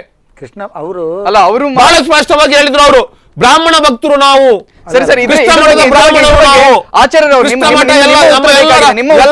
ಕೃಷ್ಣ ಮಠದಲ್ಲಿ ತಾವು ನೆನ್ಪಿಟ್ಕೊಳ್ಳಿ, ಪ್ರತಿಯೊಂದು ಪರ್ಯಾಯ ಪೀಠದಲ್ಲೂ ಈ ಸಮಾಜದ ಪ್ರತಿಯೊಬ್ಬ ಹಿಂದೂ ಒಂದು ತೆಂಗಿನಕಾಯಿ ಮಠಕ್ಕೆ ಸಮರ್ಪಣೆ ಮಾಡ್ತಾನೆ, ಒಂದು ಮುಷ್ಟಿ ಅಕ್ಕಿಯನ್ನು ಸಮರ್ಪಣೆ ಮಾಡ್ತಾನೆ. ಸ್ವಾಮಿಗಳು ಕರೆ ಕೊಡ್ತಾರೆ. ಎಲ್ಲ ಸ್ವಾಮಿಗಳು ಯಾವ ಸ್ವಾಮಿಗಳು ಅಂತ ನೋಡದೆ ಕೃಷ್ಣನ ಪೂಜೆ ಮಾಡ್ಲಿಕ್ಕೆ ಅರ್ಹತೆ ಪಡೆದ ಸ್ವಾಮಿಗಳು ಅಂತಕ್ಕಂಥ ನೆಲೆಯಲ್ಲಿ ಈ ಸಮಸ್ತ ಹಿಂದೂ ಸಮಾಜ, ಮುಸಲ್ಮಾನ ಸಮಾಜ, ಕ್ರೈಸ್ತ ಸಮಾಜ ಸಹಿತ ಅವರೊಟ್ಟಿಗೆ ಬರ್ತದೆ. ಅಲ್ಲಿ ಜಾತಿ, ಆತ ಹರಿಜನೋ ಗಿರಿಜನೋ ಇನ್ನೊಬ್ಬನ ಬ್ರಾಹ್ಮಣನೋ ಬಂಟನೋ ಬಿಲ್ಲವನೋ ಅಂತಕ್ಕಂಥ ಪ್ರಶ್ನೆ ಬರುವುದಿಲ್ಲ. ಅಂತ ವ್ಯವಸ್ಥೆಯಲ್ಲಿ ಇದ್ದಂತ ಈ ಜಿಲ್ಲೆಯಲ್ಲಿ ಇವತ್ತು ಯಾರು ಕದರ್ತಾ ಇದ್ದಾರೆ? ಇವತ್ತು ಗೋವಿನ ಹೆಸರಿನಲ್ಲಿ ನರಹತ್ಯೆ ಆಗ್ತಾ ಇದೆ, ಅದರ ಬಗ್ಗೆ ತಾವು ಮಾತಾಡ್ತಾ ಇಲ್ಲ. ಇವತ್ತು ಇಂಥ ಮಾತುಗಳನ್ನ ಕೇಳ್ತೇವೆ, ಕೃಷ್ಣ ಮಠ ಬ್ರಾಹ್ಮಣರಿಗೆ ಸೀಮಿತ. ಏನು ಸ್ವಾಮಿ ಇದು ಮಾತು? ಪಂಕ್ತಿಯಿಂದ ಎತ್ತು ಹೊರಗಾಕಿದಂತ ಕೆಲಸ ಕಳೆದ 3 ವರ್ಷದ ಒಂದು ಮಹಿಳೆಯನ್ನ ಎತ್ತಿ ಹೊರಗಾಕಿದಂತ ಕೆಲಸ ನಡೆದಿತ್ತು, ಮಾತಾಡ್ಲಿಲ್ಲ. ಸಮಾಜ ಸರಿ ಸರ್ ಒಂದ್ ನಿಮಿಷ ನಾನು ನಿಮ್ಮ ಹತ್ರ ಮಾತಾಡ್ತಾನೆ. ಇತ್ತ ನಡುವೆ ಇನ್ನೋರು ಕಾಲರ್ ರೆಡಿ ಆಗಿದ್ದಾರೆ. ಅದಾದ ನಂತರ ನಾವು ಆಚಾರ್ಯರಲ್ಲಿ ಉತ್ತರವನ್ನು ಕೇಳ್ತಾ ಇದ್ದೇನೆ. ಹಲೋ ಹಲೋ ಹಲೋ, ಹೇಳಿ. ನಾನು ಉಮೇಶ್ ಬಲೈಬದೆ ಅಂತ. ಹಾ ಹೇಳಿ ಸರ್. ನಮಸ್ತೆ ಸರ್. ನಮಸ್ತೆ. ಹಲೋ, ಹೇಳಿ. ಹೇಳ್ತದೆ ಉಮೇಶ್ ಅವರೇ, ಹೇಳ್ತದೆ ಕೇಳಿ. ಇಬ್ಬರು ಅತಿಥಿಗಳು ಇಲ್ಲೇ ಇದ್ದಾರೆ, ನಿಮ್ಮ ಧ್ವನಿ ನಮ್ಮೆಲ್ಲರಿಗೂ ಕೇಳ್ತಾ ಇದೆ. ಹೇಳಿ ಸರ್. ಓಕೆ, ಈಗ ನಮಗೆ ನಾವು ಇಲ್ಲಿ ಉಡುಪಿಯ ನಿವಾಸಿ, ನಾವು ಹುಟ್ಟಿದ್ದೆ ಉಡುಪಿಯಲ್ಲಿ, ಮತ್ತೆ ಕೃಷ್ಣ ಮಠ ನಮ್ಮ ದೇವಸ್ಥಾನ, ಮತ್ತೆ ಪೇಜಾವರ ಶ್ರೀಗಳು ನಾವು ಅತ್ಯಂತ ಗೌರವಪೂರ್ಣಕವಾಗಿ ಅವರಿಗೆ ವಂದನೆಯನ್ನು ಸಲ್ಲಿಸ್ತೇವೆ. ಅದರ ಮಟ್ಟಿಗೆ ಎರಡು ಮಾತಿಲ್ಲ, ಖಂಡಿತ. ಅಂದ್ರೆ ಒಂದು ವಿಚಾರ, ಈಗ ಈ ಚರ್ಚೆ ನಡೀತದೆ. ಈಗ ಕೃಷ್ಣ ಹೆಗ್ಡೆ ಅವರ ಹತ್ರ ಒಬ್ರು ಯಾರ ಗೊತ್ತಿಲ್ಲ ಫೋನಲ್ಲಿ ಮಾತಾಡಿದ್ರು. ಒಟ್ಟಾರೆ ಫೋನ್ ಉಂಟಂತ ಹೇಳಿ ಎಲ್ಲ ದೂರದಲ್ಲಿ ಮಾತಾಡೋದು ಅಂತ ಹೇಳಿ ಬಾಯಿ ಬಂದದ್ದೆಲ್ಲ ಮಾತಾಡೋದು ಬೇಡ ಯಾರು ಕೂಡ. ಮತ್ತೆ ಇನ್ನೊಂದು, ಪೇಜಾವರ ಶ್ರೀಗಳು ಮೊನ್ನೆ ಯಾವುದೇ ರಾಜಕೀಯದಲ್ಲಿಲ್ಲ, ಅವರು ನಮ್ಗೆ ಗೊತ್ತಿದೆ ರಾಜಕೀಯದಲ್ಲಿಲ್ಲ. ನಿತಿನ್ ಗಡ್ಕರಿ ನೇರವಾಗಿ ಸಂಪರ್ಕದಲ್ಲಿದ್ದಾರೆ, ಅಡ್ವಾಣಿ ಅವರ ಹತ್ರ ನೇರದಲ್ಲಿ ಸಂಪರ್ಕನಾದ್ದಾರೆ. ಮೋದಿ ಅವರು ಹೇಳಿದ ಕೇಳುದು, ಅವರೇ ಹೇಳ್ಕೊಂಡು ಬರುದು, ಅದಿರ್ಲಿ. ಈಗ ಮೊನ್ನೆ ಯಡಿಯೂರಪ್ಪ ಮತ್ತು ಯಾರು ಈಶ್ವರಪ್ಪನವರದ್ದು ನಾನು ಕರೆದು ಮಾತಾಡಿಸ್ತೇನೆ, ನಾನು ಅದನ್ನು ಸರಿ ಮಾಡಿಸ್ತೇನೆ ಅಂತ ಹೇಳುದಿದ್ರೆ ಒಂದು ಕೆಲಸ ಮಾಡ್ಲಿ. ಇವರು ಉಡುಪಿದ್ದು ಈಗ ಗೆಸ್ಟ್ MP ಒಬ್ಬರು ಇದ್ದಾರೆ, ಗೆಸ್ಟ್ ಅವರ ಅಪರೂಪಕ್ಕೊಮ್ಮೆ ಬರುದು, ಅವರನ್ನು ರಾಜೀನಾಮೆ ಕೊಡಿಸಿ ಇವರು MP ಎಲೆಕ್ಷನ್ಗೆ ನಿಲ್ಲಿ, ಬಿಜೆಪಿಯಲ್ಲಿ ಇವರು ಹಿಂದೆ ಆಗಿ ನಿಲ್ಲಿ. ಉಳಿದನ್ನು ನಾವು ನೋಡ್ಕೊಳ್ತೇವೆ. ನಾವು ಕೂಡ ಹಿಂದೆ, ಇವರು ಕೂಡ ಹಿಂದೆ. ಇವರೇನು ಮೇಲಿಂದ ಬಂದವರಲ್ಲ, ದೇವರ ಭಕ್ತರು, ಅವರು ಕೂಡ ಭಕ್ತರು, ನಾವು ಕೂಡ ಭಕ್ತರು. ಆದ್ರೆ ಕಾಣಿಕೆ ಮಾತ್ರ ಅವರಿಗೆ ಸಿಗ್ತದೆ, ನಮ್ಗೇನಿಲ್ಲ. ನಾವು ಕಾಣಿಕೆ ಅಲ್ಲ ಸರಿ ಈಗ ಈ ಗೋವಿನ ವಿಚಾರದಲ್ಲಿ ಏನು ಒಂದು ಕೂಗು ಕೇಳಿ ಬರ್ತಾ ಇದೆ. ಎಲ್ಲರೂ ನಿಮ್ಮ ಈ ಏನು ಇವತ್ತು ನಾನ್ ವೆಜ್ ಮಾತುಕತೆ ಉಂಟು, ಅದು ಎಲ್ಲೆಲ್ಲೆಲ್ಲೆಲ್ಲೂ ಹೋಗ್ತಾ ಇದೆ. ಅದು ಬೇರೆ ವಿಚಾರ. ಅದು ಯಾರಿಂದ ಹೋಗ್ತಾ ಇರೋದು? ನಿಮ್ಮ ಈಗ ಎಲ್ಲ ಫೋನ್ ಮಾಡ್ತಾ ಇದ್ದಾರಲ್ಲ. ಈಗ ತಮ್ಮ ಅಲ್ಲ ಸರ್ ಈಗ ಕಡೆಯದಾಗಿ ನಿಮ್ಮ ಬಗ್ಗೆ ಕೇಳ್ತಾ ಇದ್ದೇನೆ. ಈ ನಾನ್ ವೆಜ್ ವಿಚಾರದ ಬಗ್ಗೆ ನೀವೇನು ಹೇಳ್ತೀರಾ? ಈಗ ಪ್ರಮೋದ್ ಮಧ್ವರಾಜ್ ಅವರು ನಿನ್ನೆ ದಿನ ಆ ಒಂದು ಹೇಳಿಕೆಯನ್ನ ಏನ್ ಕೊಟ್ರು, ಅದು ಯಾಕೆ ಕೊಟ್ರು? ಅವರಿಗೇನೋ ಅವರಿಗೆ ಬಂದ ಮಾಹಿತಿ ಪ್ರಕಾರ ಅವ್ರು ಹೇಳಿದ್ದಾರೆ, ಇರ್ಲಿ, ಅವ್ರು ಹೇಳಿದಾರಂತೆ. ನಮ್ಗೇನು, ನಾನು ರಾಮನ ಇದು ಇತಿಹಾಸ ನಮ್ಗಂತೂ ಗೊತ್ತೇ ಇಲ್ಲ, ಕೃಷ್ಣ ಸ್ವಾಮಿಗಳದ್ದು ಗೊತ್ತಿಲ್ಲ. ಆದ್ರೆ ಬನ್ನಂದೆ ಗೋವಿಂದಾಚಾರ್ಯರು ಅವನ ಜೀವಿತಾವಧಿಯಲ್ಲಿ ಅವರು ಹೇಳ್ಕೊಂಡು ಬರ್ಬೋದು ಈ ಪ್ರವಚನ. ಅದ್ರಲ್ಲಿ ರಾಮಾಯಣ ಮಹಾಭಾರತ ಎಲ್ಲ ಹೇಳ್ಕೊಂಡು ಬರ್ತಿದ್ದಾರೆ. ಅವರು ಹೇಳಿದ್ದು ಸುಳ್ಳು ಅಂತ ಹೇಳಿ ಆದ್ರೆ ನಾವು ಯಾರನ್ನು ಇನ್ನು ನಂಬೇಕು? ಯಾರನ್ನು ನಂಬೇಕು? ಇದು ಏನಿದು ಗೊಂದಲ? ಯಾಕೆ ಗೊಂದಲ? ಒಂದಿಷ್ಟು ಜನ ಸ್ವಾಮಿ ಉಮೇಶ್ ಅವರೇ ಅಲ್ಲ, ಇದು ಗೊಂದಲ.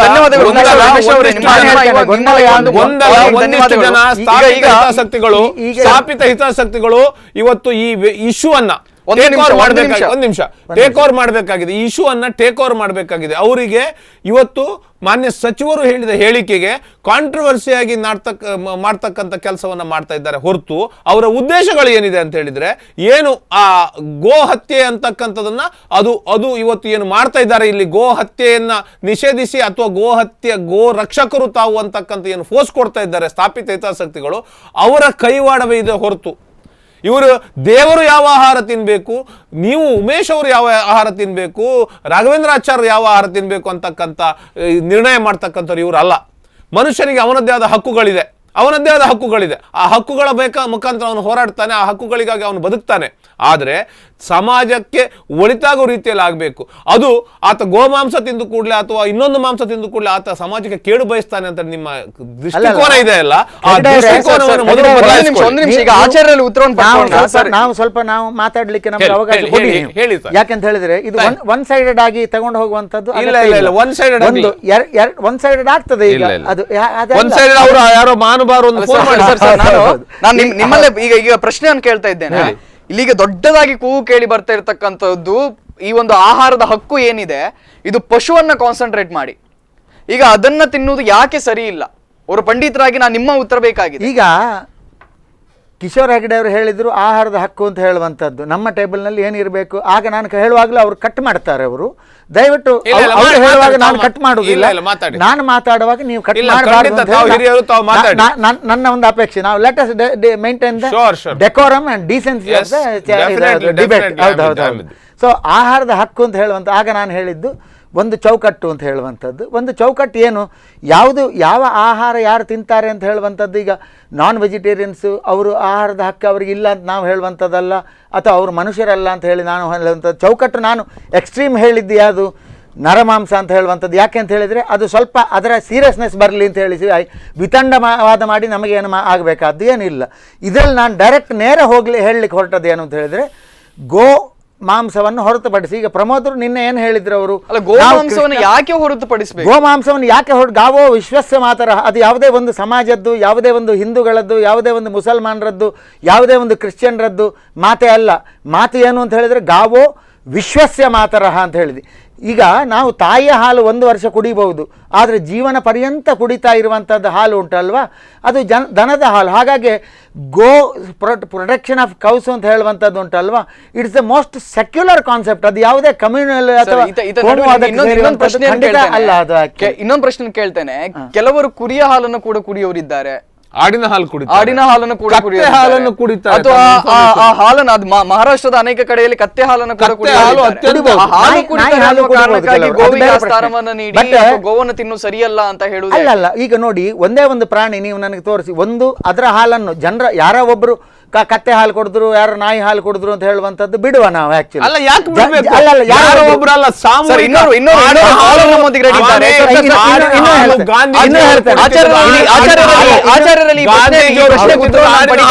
ದಯವಿಟ್ಟು ಕಿಶನ್ ಹೆಗ್ಡೆ ಅವರು, ದಯವಿಟ್ಟು ನಾನು ನಿಮ್ಮಲ್ಲಿ ಪ್ರಶ್ನೆಗೆ ಉತ್ತರವನ್ನು ಪಡಿತೇನೆ. ಈ ನಡುವೆ ಇನ್ನೊರು ಕಾಲ್ ಉತ್ತರ ಕೊಡ್ಲಿಕ್ಕೆ ಅವಕಾಶ ಕೊಡಬೇಕು. ದಯವಿಟ್ಟು ಕಿಶೋರ್ ಅವಕಾಶ ಕೊಡಬೇಕು. ಹಲೋ, ಹೇಳಿ. ಅರುಣ್ ಅಂತ ಹೇಳಿ ಸರ್. ನಮಸ್ತೆ, ಹೇಳಿ. ಕಳೆದ ವಿಧಾನಸಭಾ ಚುನಾವಣೆಯಲ್ಲಿ ಈ ರಾಜಾಂಗಣದಲ್ಲಿ ಒಂದು ಸ್ವಾಮೀಜಿಯವರು ರ್ಯಾಲಿಯನ್ನು ಉದ್ಘಾಟನೆ ಮಾಡಿದ್ರು. ಆವಾಗ ಆ ಸ್ವಾಮೀಜಿಯನ್ನು ನಿಲ್ಲಿಸಬಹುದಿತ್ತಲ್ಲ, ಪ್ರಮೋದ್ ಮಧ್ವರಾಜ ಯಾಕೆ ನಿಲ್ಲಿಸಿದ್ದು? ಅವರಿಗೆ ಬೇಕಾದ್ರೆ ಸ್ವಾಮೀಜಿಯನ್ನು ಯಾವ ಪಕ್ಷಕ್ಕೆ ಯೂಸ್ ಮಾಡ್ಬೋದು. ಬಾಕಿದವರು ಏನಂದ್ರೆ ಹೇಳಿಕೆ ಕೊಟ್ಟರೆ ಅದು ಪಕ್ಷಕ್ಕೆ ಸೇರ್ಲಿ, ಆ ಪಕ್ಷಕ್ಕೆ ಹೋಗಿ ಚುನಾವಣೆ. ಮತ್ತೊಂದು, ಗೋ ಹತ್ಯೆ ವಿಷಯದಲ್ಲಿ ಮಂಗಳೂರಿನ ಉಡುಪಿಯವರಿಗೆ ಎಷ್ಟೋ ಹಿಂದೂ ಯುವಕರನ್ನು ಕೊಂದು ತಿಂದಿದ್ದಾರೆ. ಎಲ್ಲೋ ಒಂದು ಪ್ರವೀಣ್ ಕೊಲೆ ಅವರ ಸೈಡ್ ಮಾತಾಡ್ತಾರೆ, ಅವರು ಹಿಂದೂಗಳಲ್ಲ, ಅವರನ್ನು ದನದ ವಿಷಯ ಕೊಲೆ ಮಾಡಿದಲ್ಲ ಇವರು. ಮತ್ತೆ ಆಚಾರ್ಯಗೊಂದು ಮಾತು ಹೇಳ್ತೇನೆ, ನೀವು ಅಲ್ಲಿ ಮಾತಾಡುವಾಗ ಒಳ್ಳೆ ವ್ಯಕ್ತಿಯವರು ಇದ್ರೆ ಮಾತ್ರ ಮಾತಾಡಿ, ಇಲ್ಲದಿದ್ದರೆ ಟಿವಿ ಹತ್ರ ಮಾತಾಡ್ಲಿಕ್ಕೆ ಬರಬೇಡಿ. ಸರ್ ಇಲ್ಲಿ ಎಲ್ಲ ಕಾಲರ್ಗಳಿಗೆ ಹಲೋ ಬಹುಶಃ ಕಾಲ್ ಕಟ್ ಆಯ್ತು ಅಂತ ಕಾಲ್ ಕಟ್ ಆದ್ರೂ ಕೇಳ್ತಾರಲ್ಲ, ಟಿವಿ ಕೇಳ್ತಾರಲ್ಲ. ನಾನು ಇಲ್ಲಿ ಎಲ್ಲರಿಗೂ ಇನ್ನೊಂದು ವಿಷಯವನ್ನು ತಗೊಳ್ಳಿಕ್ಕೆ ನಾವು ಬರ್ಲಿಲ್ಲ ಸರ್. ಎಲ್ಲರಿಗೂ ಯಾರು ಒಳ್ಳೆಯವರು ಯಾರು ಕೆಟ್ಟವರು ಅಂತ ಹೇಳಿ ನಿಮ್ಮ ಹತ್ರ ಸರ್ಟಿಫಿಕೇಟ್ ತಗೊಳ್ಳುವಂತ ಅನಿವಾರ್ಯತೆ ಮತ್ತು ಅಗತ್ಯತೆಗಳು ನಮಗಿಲ್ಲ. ಈಗ ನಿಮ್ಮ ಆಗಿನ ಪ್ರಶ್ನೆ ಸರ್, ನಾನು ಇಲ್ಲಿ- ಅರ್ಥ ಇಲ್ಲಿ- ಮಾಡ್ಕೊಟ್ಟಿದ್ದೇನೆ. ಇಲ್ಲಿ- ತಮಗೆ ತಮ್ಮ ಕಾಲರಿಗೆ ಬಹಳ ಸ್ಪಷ್ಟ, ಅವರಿಂದ ಸರ್ಟಿಫಿಕೇಟ್ ಪಡ್ಕೊಳ್ಳುವಂತ ಅಗತ್ಯತೆ ನಮ್ಮಂತವ್ರಿಗಿಲ್ಲ. ಸರಿ ಅಪ್ಪ, ನಾವು ಈಗ- ಕಾಯ ವಾಚ ಮನುಷ್ಯ ಶುದ್ಧವಾಗಿದ್ದೇವೆ, ನಾವು ಏನು ಆಡ್ತೇವೆ ಅದರಂತೆ ನಡೀತೇವೆ ಹೊರತು ಖಂಡಿತ, ನಾವು ಖಂಡಿತ. ಆಡ್ತೇವೆ. ಸರ್ ಅದ್ರ ಬಗ್ಗೆ ನಾನು ಮಾತಾಡ್ತೇನೆ. ಒಂದು ನಿಮಿಷ ಅಲ್ಲ, ಅವ್ರು ವೈಯಕ್ತಿಕವಾಗಿ ಮಾತಾಡಿಲ್ಲ. ಆಯ್ತಾ? ಅವರ Please, ಮಾತು please, please, sir, ವೈಯಕ್ತಿಕವಾಗಿ ಇಲ್ಲಿ ಮಾತಾಡಿದ್ರು. ಇರ್ತಕ್ಕಂಥ ವಿಷಯ ಸರ್ಟಿಫಿಕೇಟ್ ಅವರಿಂದ ತಗೊಳ್ತಕ್ಕಂಥ ನನಗೆ ಇಲ್ಲಿ ಅಗತ್ಯತೆ ಇಲ್ಲ. ಇಲ್ಲಿ ಇರ್ತಕ್ಕಂಥ ವಿಚಾರ ಇಬ್ಬರು ಯಾರು ಆಹಾರ ನಮ್ಮ ಆಯ್ಕೆ, ಆಹಾರ ನಮ್ಮ ಆಯ್ಕೆಯಲ್ಲಿ ಪಶುವನ್ನ ಎಳೆದು ತಂದದ್ದು ಯಾವ ಕಾರಣಕ್ಕೆ? ಈ ವಿಚಾರದ ಬಗ್ಗೆ ಆಚಾರ್ಯರ ಹೌದು, ಉತ್ತರವನ್ನು ಈಗ ಕೇಳ್ತಾ ಇದ್ದೇನೆ. ಆಗ ನೀವು ಕೇಳಿದ್ರಿ ಒಂದು ಪ್ರಶ್ನೆ, ಅಷ್ಟರಲ್ಲಿ ಕಾಲ್ ಬಂತು, ಇದಾಯ್ತು. ಮಾತ್ರ ಯಾಕೆ ಆಹಾರ ಆಗಿ, ಗೋವನ್ನು ಮಾತ್ರ ಯಾಕೆ ನಿಷೇಧ, ಆಹಾರವಾಗಿ ನಿಷೇಧ, ಗೋಹತ್ಯೆ ನಿಷೇಧ ಯಾಕೆ ಆಗಬೇಕು ಅಂತ ಕೇಳ್ತಾ ಇದ್ದೀರಿ. ಎಲ್ಲ ಆಹಾರ, ಮಾಂಸಾಹಾರ ವರ್ಜ್ಯ ಅಂತ ಹೇಳುವಂಥದ್ದು, ಮಾಂಸಾಹಾರ ವಿಹಿತ ಆದವರು ಅವ್ರನ್ನ ತಿಂತಾರೆ, ಅದಲ್ಲ. ಆದರೂ ಗೋವು ಮಾತ್ರ ಯಾಕೆ ವರ್ಜ್ಯ, ಗೋ ಹತ್ಯೆ ಅಂತ ಹೇಳುವಂಥದ್ದು ಮಾತ್ರ ನಿಷೇಧ ಅಂತ ಹೇಳಿ ಯಾಕೆ ಹೇಳ್ತೀರಿ ಅಂತ ಹೇಳಿ ನೀವು ಕೇಳಿದಿರಿ. ಆ್ಯಕ್ಚುಲಿ ಯಾಕೆಂತ ಹೇಳಿದರೆ, ಒಂದು ನಾನು ಹೇಳಿದೆ, ಅದರ ಹಾಲು ಜನರಲ್ ಎಲ್ಲೇ ಒಂದು ಎಕ್ಸೆಪ್ಷನ್ನು, ಪ್ರಪಂಚದಲ್ಲಿ 0.1% ಬೇರೆ ಯಾವುದೋ ಹಾಲು ಕೊಡಿದ್ರು ಅಂತ ಹೇಳುವಂಥದ್ದು ಅದು ಬೇರೆ ಪ್ರಶ್ನೆ.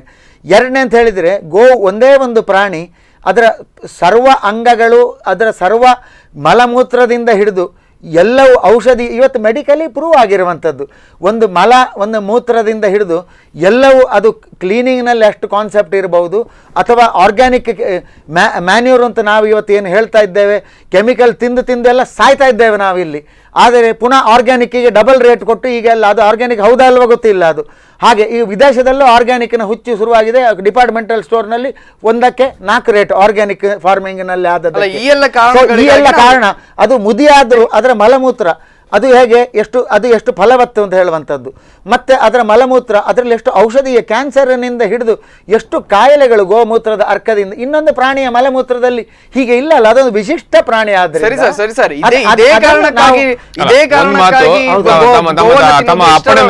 ಬೇಡ ಅಂತ ಹೇಳಿ ಮಟ್ಟಿಗೆ ಸರಿ ಈ ವಿಚಾರಗಳ ಬಗ್ಗೆ ಚರ್ಚೆ ಮಾಡೋಣ. ಅದಕ್ಕಿಂತ ಮೊದಲಿಗೆ ಸರ್ ನಾನು ನಿಮ್ಮಲ್ಲೇ ಬರ್ತೇನೆ, ಒಂದು ಪುಟ್ಟ ಒಂದು ವಿರಾಮವನ್ನು ತೆಗೆದುಕೊಂಡು ಬರೋಣ. ಅದಾದ ನಂತರ ಮತ್ತೆ ಚರ್ಚೆಯನ್ನು ಮುಂದುವರಿಸೋಣ.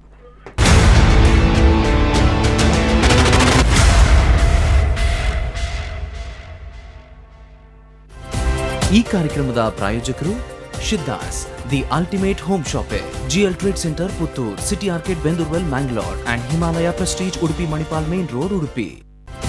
ಈ ಕಾರ್ಯಕ್ರಮದ ಪ್ರಾಯೋಜಕರು Shiddas the ultimate home shoppe, GL trade centre Puttur, city arcade Bendurwell Mangalore and Himalaya prestige Udupi Manipal main road Udupi.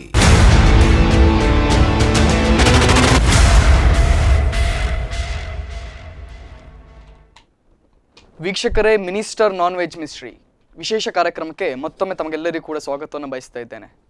ಮತ್ತೊಮ್ಮೆ ಇಲ್ಲಿ ಸ್ಪಷ್ಟಪಡಿಸ್ತಾ ಇದ್ದೇನೆ, ಇಲ್ಲಿ ಇರ್ತಕ್ಕಂಥ ಮುಖ್ಯವಾಗಿರ್ತಕ್ಕಂಥ ವಿಚಾರ, ನಿನ್ನೆ ದಿನ ಪ್ರಮೋದ್ ಮಧ್ವರಾಜ್ ಅವರು ಹೇಳಿಕೆ ನೀಡಿದಂತಹದ್ದು, ರಾಮ ಕೂಡ ಮಾಂಸಾಹಾರಿ ಆಗಿದ್ದ, ಕೃಷ್ಣ ಕೂಡ ಮಾಂಸಾಹಾರಿ ಆಗಿದ್ದ. ಬಹುಶಃ ಯಾವ ಆಧಾರದ ಮೇಲೆ ಹೇಳಿಕೆಯನ್ನು ನೀಡಿದ್ದು ಅಂತ ನಾವು ಪರಿಗಣಿಸ್ಲಿಕ್ಕೆ ಹೋದ್ರೆ, ಆಹಾರ ನಮ್ಮ ಹಕ್ಕು ಅನ್ನುವಂತಹ ಈ ಒಂದು ಘೋಷಣೆಗಳು ಇದೀಗ ಏನು ಕೇಳಿ ಬರ್ತಾ ಇದೆ ಉಡುಪಿಯಾದ್ಯಂತ ಅಥವಾ ಸುತ್ತಮುತ್ತಲಿನ ವಠಾರದಲ್ಲಿ ಏನು ಒಂದು ಘೋಷಣೆಗಳು ಕೇಳಿ ಬರ್ತಾ ಇದೆ, ಈ ವಿಚಾರದ ಬಗ್ಗೆ ಅವರು ಹೇಳಿರ್ತಕ್ಕಂಥದ್ದು. ಸರ್ ನಾನು ನಿಮ್ಮಲ್ಲಿ ಬರ್ತೇನೆ, ಈ ವಿಚಾರದಲ್ಲಿ ಹೇಳಿರ್ತಕ್ಕಂಥದ್ದು. ಸೊ ನಾವು ಆಹಾರ ನಮ್ಮ ಹಕ್ಕು, ಇಲ್ಲಿ ಪಶುವನ್ನ ಮಾತ್ರ ಯಾಕೆ ಕಾನ್ಸಂಟ್ರೇಟ್ ಮಾಡಿ ಆ ಪಶುವನ್ನ ತಿನ್ನಬಾರ್ದು ಅಂತ ಹೇಳ್ತಾರೆ, ಅಥವಾ ಪಶುವನ್ನ ತಿನ್ನಬೇಕು ಅಂತ ಯಾಕೆ ಇನ್ನೊಂದು ಸಮುದಾಯ ಹಠ ಹಿಡಿದು ಕೂತ್ಕೊಂಡಿದೆ, ಈ ವಿಚಾರಗಳ ಬಗ್ಗೆ ನಾವು ಚರ್ಚೆಯನ್ನು ಮಾಡಬೇಕಾಗ್ತದೆ. ಅದೇ ರೀತಿಯಾಗಿ ಇವತ್ತಿನ ನಮ್ಮ ಕಾರ್ಯಕ್ರಮದಲ್ಲಿ ರಘುಪತಿ ಭಟ್ರವರು ಕೂಡ ನಮ್ಮೊಂದಿಗೆ ಇರಬೇಕಾಗಿತ್ತು, ಅನಿವಾರ್ಯ ಕಾರಣಗಳಿಂದಾಗಿ ನಾನು ಬರುವುದಿಲ್ಲ ಅಂತ ಹೇಳಿದ್ರು. ಆದರೆ ಇದೀಗ ಕಾಲಿನ್ ನಲ್ಲಿ ಅವರಿದ್ದಾರೆ, ಅವ್ರನ್ನ ಕೂಡ ಸಂಪರ್ಕಿಸೋಣ. ಹಲೋ ಹಲೋ ಹಲೋ ಹಲೋ, ನಮಸ್ತೆ ಸರ್. ನಮಸ್ತೆ, ಕೇಳಿಸ್ತಾ ಇದೆ, ಹೇಳಿ. ನಮಸ್ತೆ. ಸಾರಿ, ನಾನು ಇವತ್ತು ಬರ್ಬೇಕಿತ್ತು, ನನಗೆ ಜ್ವರ ಸ್ವಲ್ಪ ಬರ್ಲಿಕ್ಕೆ ಆಗ್ಲಿಲ್ಲ. ಜ್ವರ ಸ್ವಲ್ಪ ಜೋರಾಗಿದೆ, ಬರ್ಲಿಲ್ಲ. ಅದೇ ಇವತ್ತಿನ ಈಗ ನೇರ ಪ್ರಸಾರದಲ್ಲಿ ಕಿಶನ್ ಹೆಗ್ಡೆ ಅವರು ನಮ್ಮೊಂದಿಗಿದ್ದಾರೆ. ಅದೇ ರೀತಿಯಾಗಿ ರಾಘವೇಂದ್ರ ಆಚಾರ್ಯ ಅವರು, ಬಾಲಾಜಿ ರಾಘವೇಂದ್ರ ಆಚಾರ್ಯ ಅವರು ಕೂಡ ನಮ್ಮೊಂದಿಗಿದ್ದಾರೆ. ಸೊ ನಿಮ್ಮ ಧ್ವನಿಯನ್ನ ನಾವೆಲ್ಲರೂ ಕೂಡ ಕೇಳಿಸ್ಕೊಳ್ತಾ ಇದ್ದೇವೆ ಸರ್. ಅದೇ ರೀತಿಯಾಗಿ ವೀಕ್ಷಕರು ಕೂಡ ಕೇಳಿಸ್ಕೊಳ್ತಾ ಇದ್ದಾರೆ. ನಿಮ್ಮ ಅನಿಸಿಕೆ ಮತ್ತು ನಿಮ್ಮ ಮಾತಿನ ಅವಶ್ಯಕತೆ ಇದೀಗ ಇದೆ. ಏನು ವಿಚಾರ ನಿನ್ನೆ ಕೇಳಿ ಬಂದಿತ್ತು, ರಾಮನು ಕೂಡ ಮಾಂಸಾಹಾರಿ ಆಗಿದ್ದ, ಕೃಷ್ಣನು ಕೂಡ ಮಾಂಸಾಹಾರಿ ಆಗಿದ್ದ. ಈ ಆಹಾರದ ಹಕ್ಕು ಹಾಗಾದ್ರೆ ಎಲ್ಲರಿಗೂ ಇದೆ, ಆಹಾರದ ಹಕ್ಕನ್ನ ಪ್ರಶ್ನಿಸುವಂತಹ ಆ ಒಂದು ದುಷ್ಟತನಕ್ಕೆ ಯಾರು ಕೂಡ ಹೋಗಬಾರದು ಅನ್ನುವಂತ ಈ ಒಂದು ಕೂಗೇನ್ ಕೇಳಿಸಿ ಬರ್ತಾ ಇದೆ. ಅದ್ರ ಬಗ್ಗೆ ನಿಮ್ಮ ಉತ್ತರ ಏನು? ನೋಡಿ, ಇದು ಎರಡು ವಿಷಯ ಇದರಲ್ಲಿ. ಪ್ರಮೋದ್ ಮಧ್ವರಾಜರು ಇದನ್ನು ಯಾವ ಕಾರಣಕ್ಕೋಸ್ಕರ ಹೇಳಿದ್ರು ಅಂತ ಹೇಳುವಂತದ್ದು ಮುಖ್ಯ.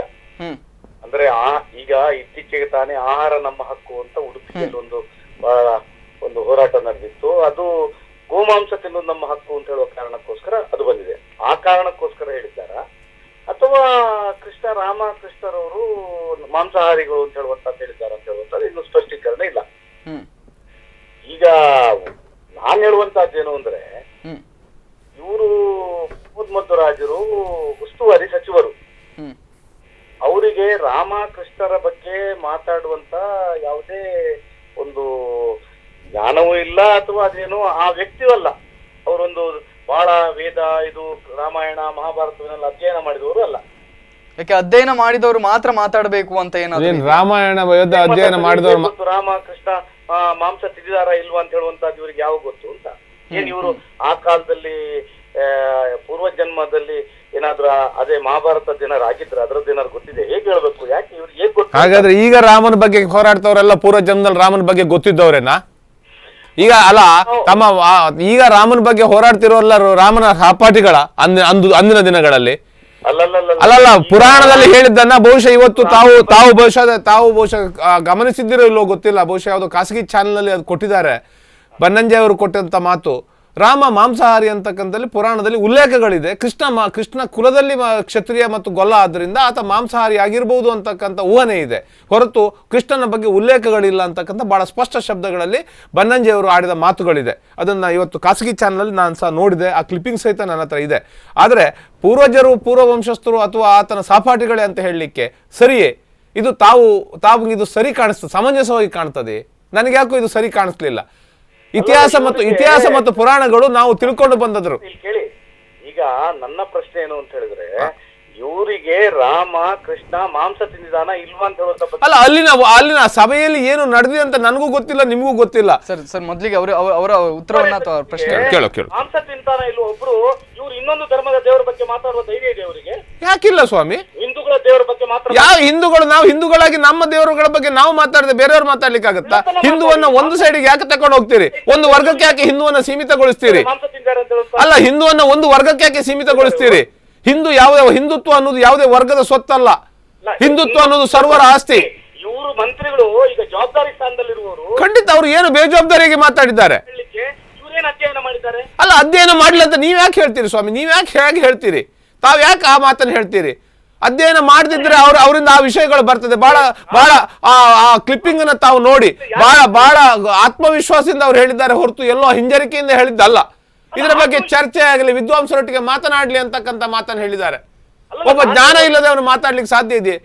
ಏನು ಜ್ಞಾನ ಇದೆ ಅಂತ ಕೇಳ್ತಾನೆ? ಈ ರಾಜ್ಯವನ್ನು ಪ್ರತಿನಿಧಿಸ್ತಕ್ಕಂಥ ಮಂತ್ರಿ ಆಗ್ತಾನೆ, ಈ ಸಮಾಜದ ಶಾಸಕನಾಗ್ತಾನೆ.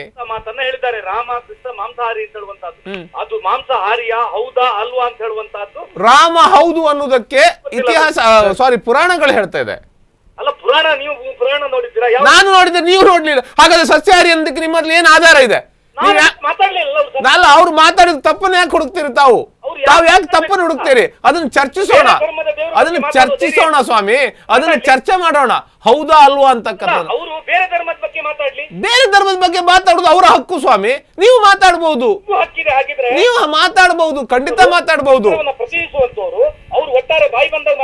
ಬಾಯಿ ಬಂದಾಗ ಮಾತಾಡ್ಲಿಲ್ಲಲ್ಲ. ರಾಮನ ಯಾಕೆ ನಿಮ್ಮ ರಾಮನ RTC ನಿಮ್ಮ ಹೆಸರಲ್ಲಿದೆಯಾ? ಅಲ್ಲ, ರಾಮನ RTC ನಿಮ್ಮ ಹೆಸರಲ್ಲಿದೆಯಾ? ರಾಮನ ಬಗ್ಗೆ ಮಾತಾಡ್ಲಿಕ್ಕೆ ನನಗೂ ಹಕ್ಕಿದೆ, ಸರಿ ಸಮಾನವಾದ ಹಕ್ಕು ತಮಗೂ ಇದೆ. ಸರಿ ಸಮಾನವಾದ ಹಕ್ಕು ತಮಗೂ ಇದೆ. ನೀವು ರಾಮನನ್ನ ದೇವರು ಅಂತ ಭಾವಿಸ್ತಾ ಇರಬಹುದು. ನಾವು ಭಾವಿಸ್ತೇವೆ ಸ್ವಾಮಿ, ನಾನು ಭಾವಿಸ್ತೇನೆ. ನಿಮ್ಮೆಲ್ಲರಿಗಿಂತ ಹೆಚ್ಚುವಾಗಿ ಶ್ರದ್ಧಾವಂತ ಹಿಂದುವಾಗಿ ನಾನು ಭಾವಿಸ್ತೇನೆ. ರಾಮ ನನ್ನ ದೇವರು, ಕೃಷ್ಣ ನನ್ನ ದೇವರು. ನನ್ನ ದೇವರು ಅನ್ನೋದು ಕೂಡಲೇ ನಾನು ರಾಮ ನನ್ನ ದೇವರು ಅಂತ ಹೇಳಿದ ಕೂಡ ನಾನು ಮಾಂಸ ತಿನ್ನಬಾರದು, ನಾನು ಇನ್ನೊಂದು ಮಾಂಸ ತಿನ್ನಬಾರ್ದು, ಮತ್ತೊಂದು ಮಾಂಸ ತಿನ್ನಬಾರ್ದು ಅಂತ ಕಟ್ಟುಪಾಡುಗಳನ್ನ ಹಾಕೊಳ್ಳೋದು ನನ್ನ ವೈಯಕ್ತಿಕತೆ. ಅದು ಯಾವ ಹಿಂದುವನ್ನು ಯಾರು ಹಿಂದೂ ಹೌದು ನಿಮ್ಮಿಂದ ಅವರ ಉತ್ತರವನ್ನು ಕೂಡ ಪಡೆಯೋಣ.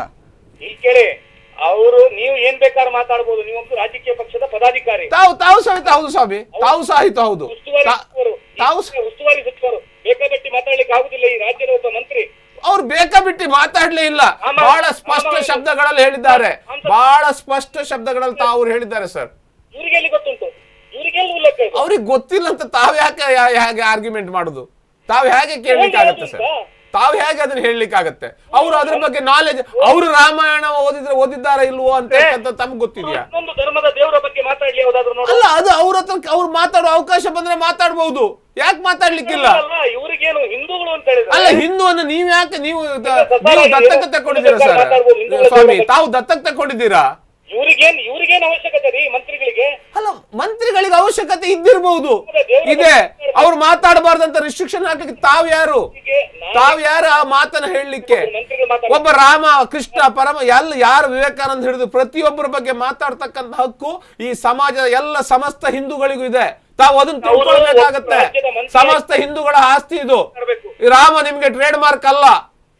ನೋಡಿ, ನೀವು ಕುಂಕುಮ ಕೇಸರಿಗಳು ನಿಮ್ಮ ಕಡೆದಾಗಿ ಅವ್ರ ಮಾತುಗಳನ್ನ ನಾವು ಸರ್ ನೀವು ನನಗೆ ಫೋನ್ ಮಾಡಿದ್ರಿ, ನನಗೆ ಮಾತಾಡ್ಕೊಂಡು ಅವ್ರು ಮತ್ತೆ ಮಾತಾಡ್ತಾರೆ.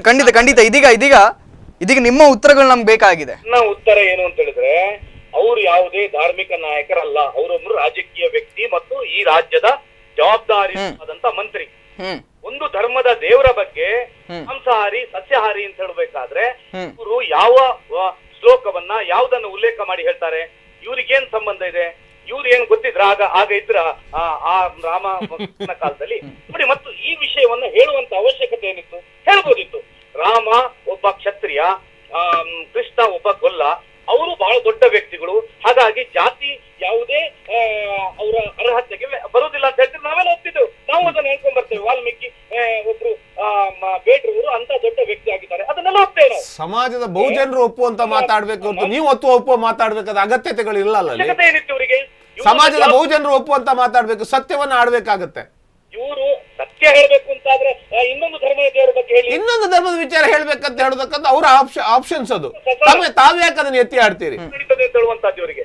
ನೋಡಿ, ಇದೇ ಸಚಿವರು ಇಂತಹದ್ದು ಇನ್ನೊಂದು ಹೇಳಿಕೆಯನ್ನ ಕೊಟ್ಟಿದ್ರು, ನೀವು ನೆನಪಿದೆಯಾ ಇಲ್ಲ ಗೊತ್ತಿಲ್ಲ. ನಮ್ಮ ಪೇಜಾವರ ಶ್ರೀಪಾದರ ಪುರಪ್ರವೇಶದಲ್ಲಿ, ಪುರಪ್ರವೇಶದ ಸಭೆಯಲ್ಲಿ, ಅಂತ ದೊಡ್ಡ ಸಭೆಯಲ್ಲಿ ಪೇಜಾವರ ಶ್ರೀಪಾದರು ರಾಜಕಾರಣಿ ಅಂತ ಹೇಳುವಂತ ಮಾತನ್ನ ಹೇಳಿದ್ರು. ಅವ್ರು ಪ್ರೂವ್ ಮಾಡಿದ್ರಲ್ಲ ಮೊನ್ನೆ, ಸ್ವಾಮೀಜಿ ಅವರು ಅದಕ್ಕೆ ಅಲ್ಲೇ ಉತ್ತರ ಕೊಟ್ಟರು. ಅಲ್ಲ, ಇವ್ರು ಮೊನ್ನೆ ಪ್ರೂವ್ ಮಾಡಿದ್ರಲ್ಲ. ಉತ್ತರ ಏನ್ ಕೊಟ್ರು ಕೇಳೋಣ. ಕೇಳಿ, ಕೃಷ್ಣ ಮುಖ್ಯ ಪ್ರಾಣರ ಶಕ್ತಿ ಎಷ್ಟಿತ್ತು ಅಂತ ಹೇಳಿದ್ರೆ, ಒಬ್ಬ ಉಸ್ತುವಾರಿ ಸಚಿವರ ಅವರೊಂದು ಶಾಸಕರಾಗಿದ್ದಂತವ್ರು ಅವರಿಗೆ ಪರ್ಯಾಯ ದರ್ಬಾರಿಗೆ ತರ್ಲಿಕ್ಕಾಗ್ಲಿಲ್ಲ. ಕೇಳಿ, ಅಂತ ಮಾತುಗಳನ್ನ, ಅಂತ ಒಂದು ಶ್ರೇಷ್ಠ ಸನ್ಯಾಸಿಯ ಬಗ್ಗೆ ರಾಜಕಾರಣಿ ಅಂತ ಒಂದು ವೇದಿಕೆಯಲ್ಲಿ ಹೇಳಿದ್ದಕ್ಕೆ ಒಂದು ಅನ್ಡಿಸ್ಪ್ಯೂಟೆಡ್ ಸತ್ಯವನ್ನ ತಾವು ಒಪ್ಕೊಳ್ಬೇಕಾಗತ್ತೆ. ಈ ಭಾಗದ ಶಾಸಕರಾಗಿದ್ದವರು ತಾವು ಅನ್ಡಿಸ್ಪ್ಯೂಟೆಡ್ ಟ್ರುತ್ ಅಂತ ತಾವು ಒಪ್ಕೊಳ್ಬೇಕಾಗತ್ತೆ. ಪೇಜಾವರ ಶ್ರೀಗಳು ರಾಜಕಾರಣಿಗಳು ಅಲ್ವೇ? ರಾಜಕಾರಣಿಗಳು ಅಲ್ಲದೆ ಇದ್ರೆ ಅವ್ರು ಹೇಗೆ ಮೊನ್ನೆ ಆ ತರದ ಸ್ಟೇಟ್ಮೆಂಟ್ ಅನ್ನು ಕೊಡ್ತಾರೆ? ಭಾರತೀಯ ಜನತಾ ಪಕ್ಷಕ್ಕೆ ಸಂಬಂಧಪಟ್ಟಂತೆ ರಾಜ್ಯ ಪಂಚಾಯತ್ಗೆ ಸ್ಟೇಟ್ಮೆಂಟ್ ಅವ್ರು ಹೇಗೆ ಕೊಡ್ತಾರೆ? ರಾಜಕಾರಣಿ ಅಲ್ಲ. ಹಾಗಾದ್ರೆ ಅವ್ರು ಯಾಕೆ ಕೊಡ್ತಾರೆ? ಸ್ವಾಮಿ, ಹಾಗಾದ್ರೆ ಅವರು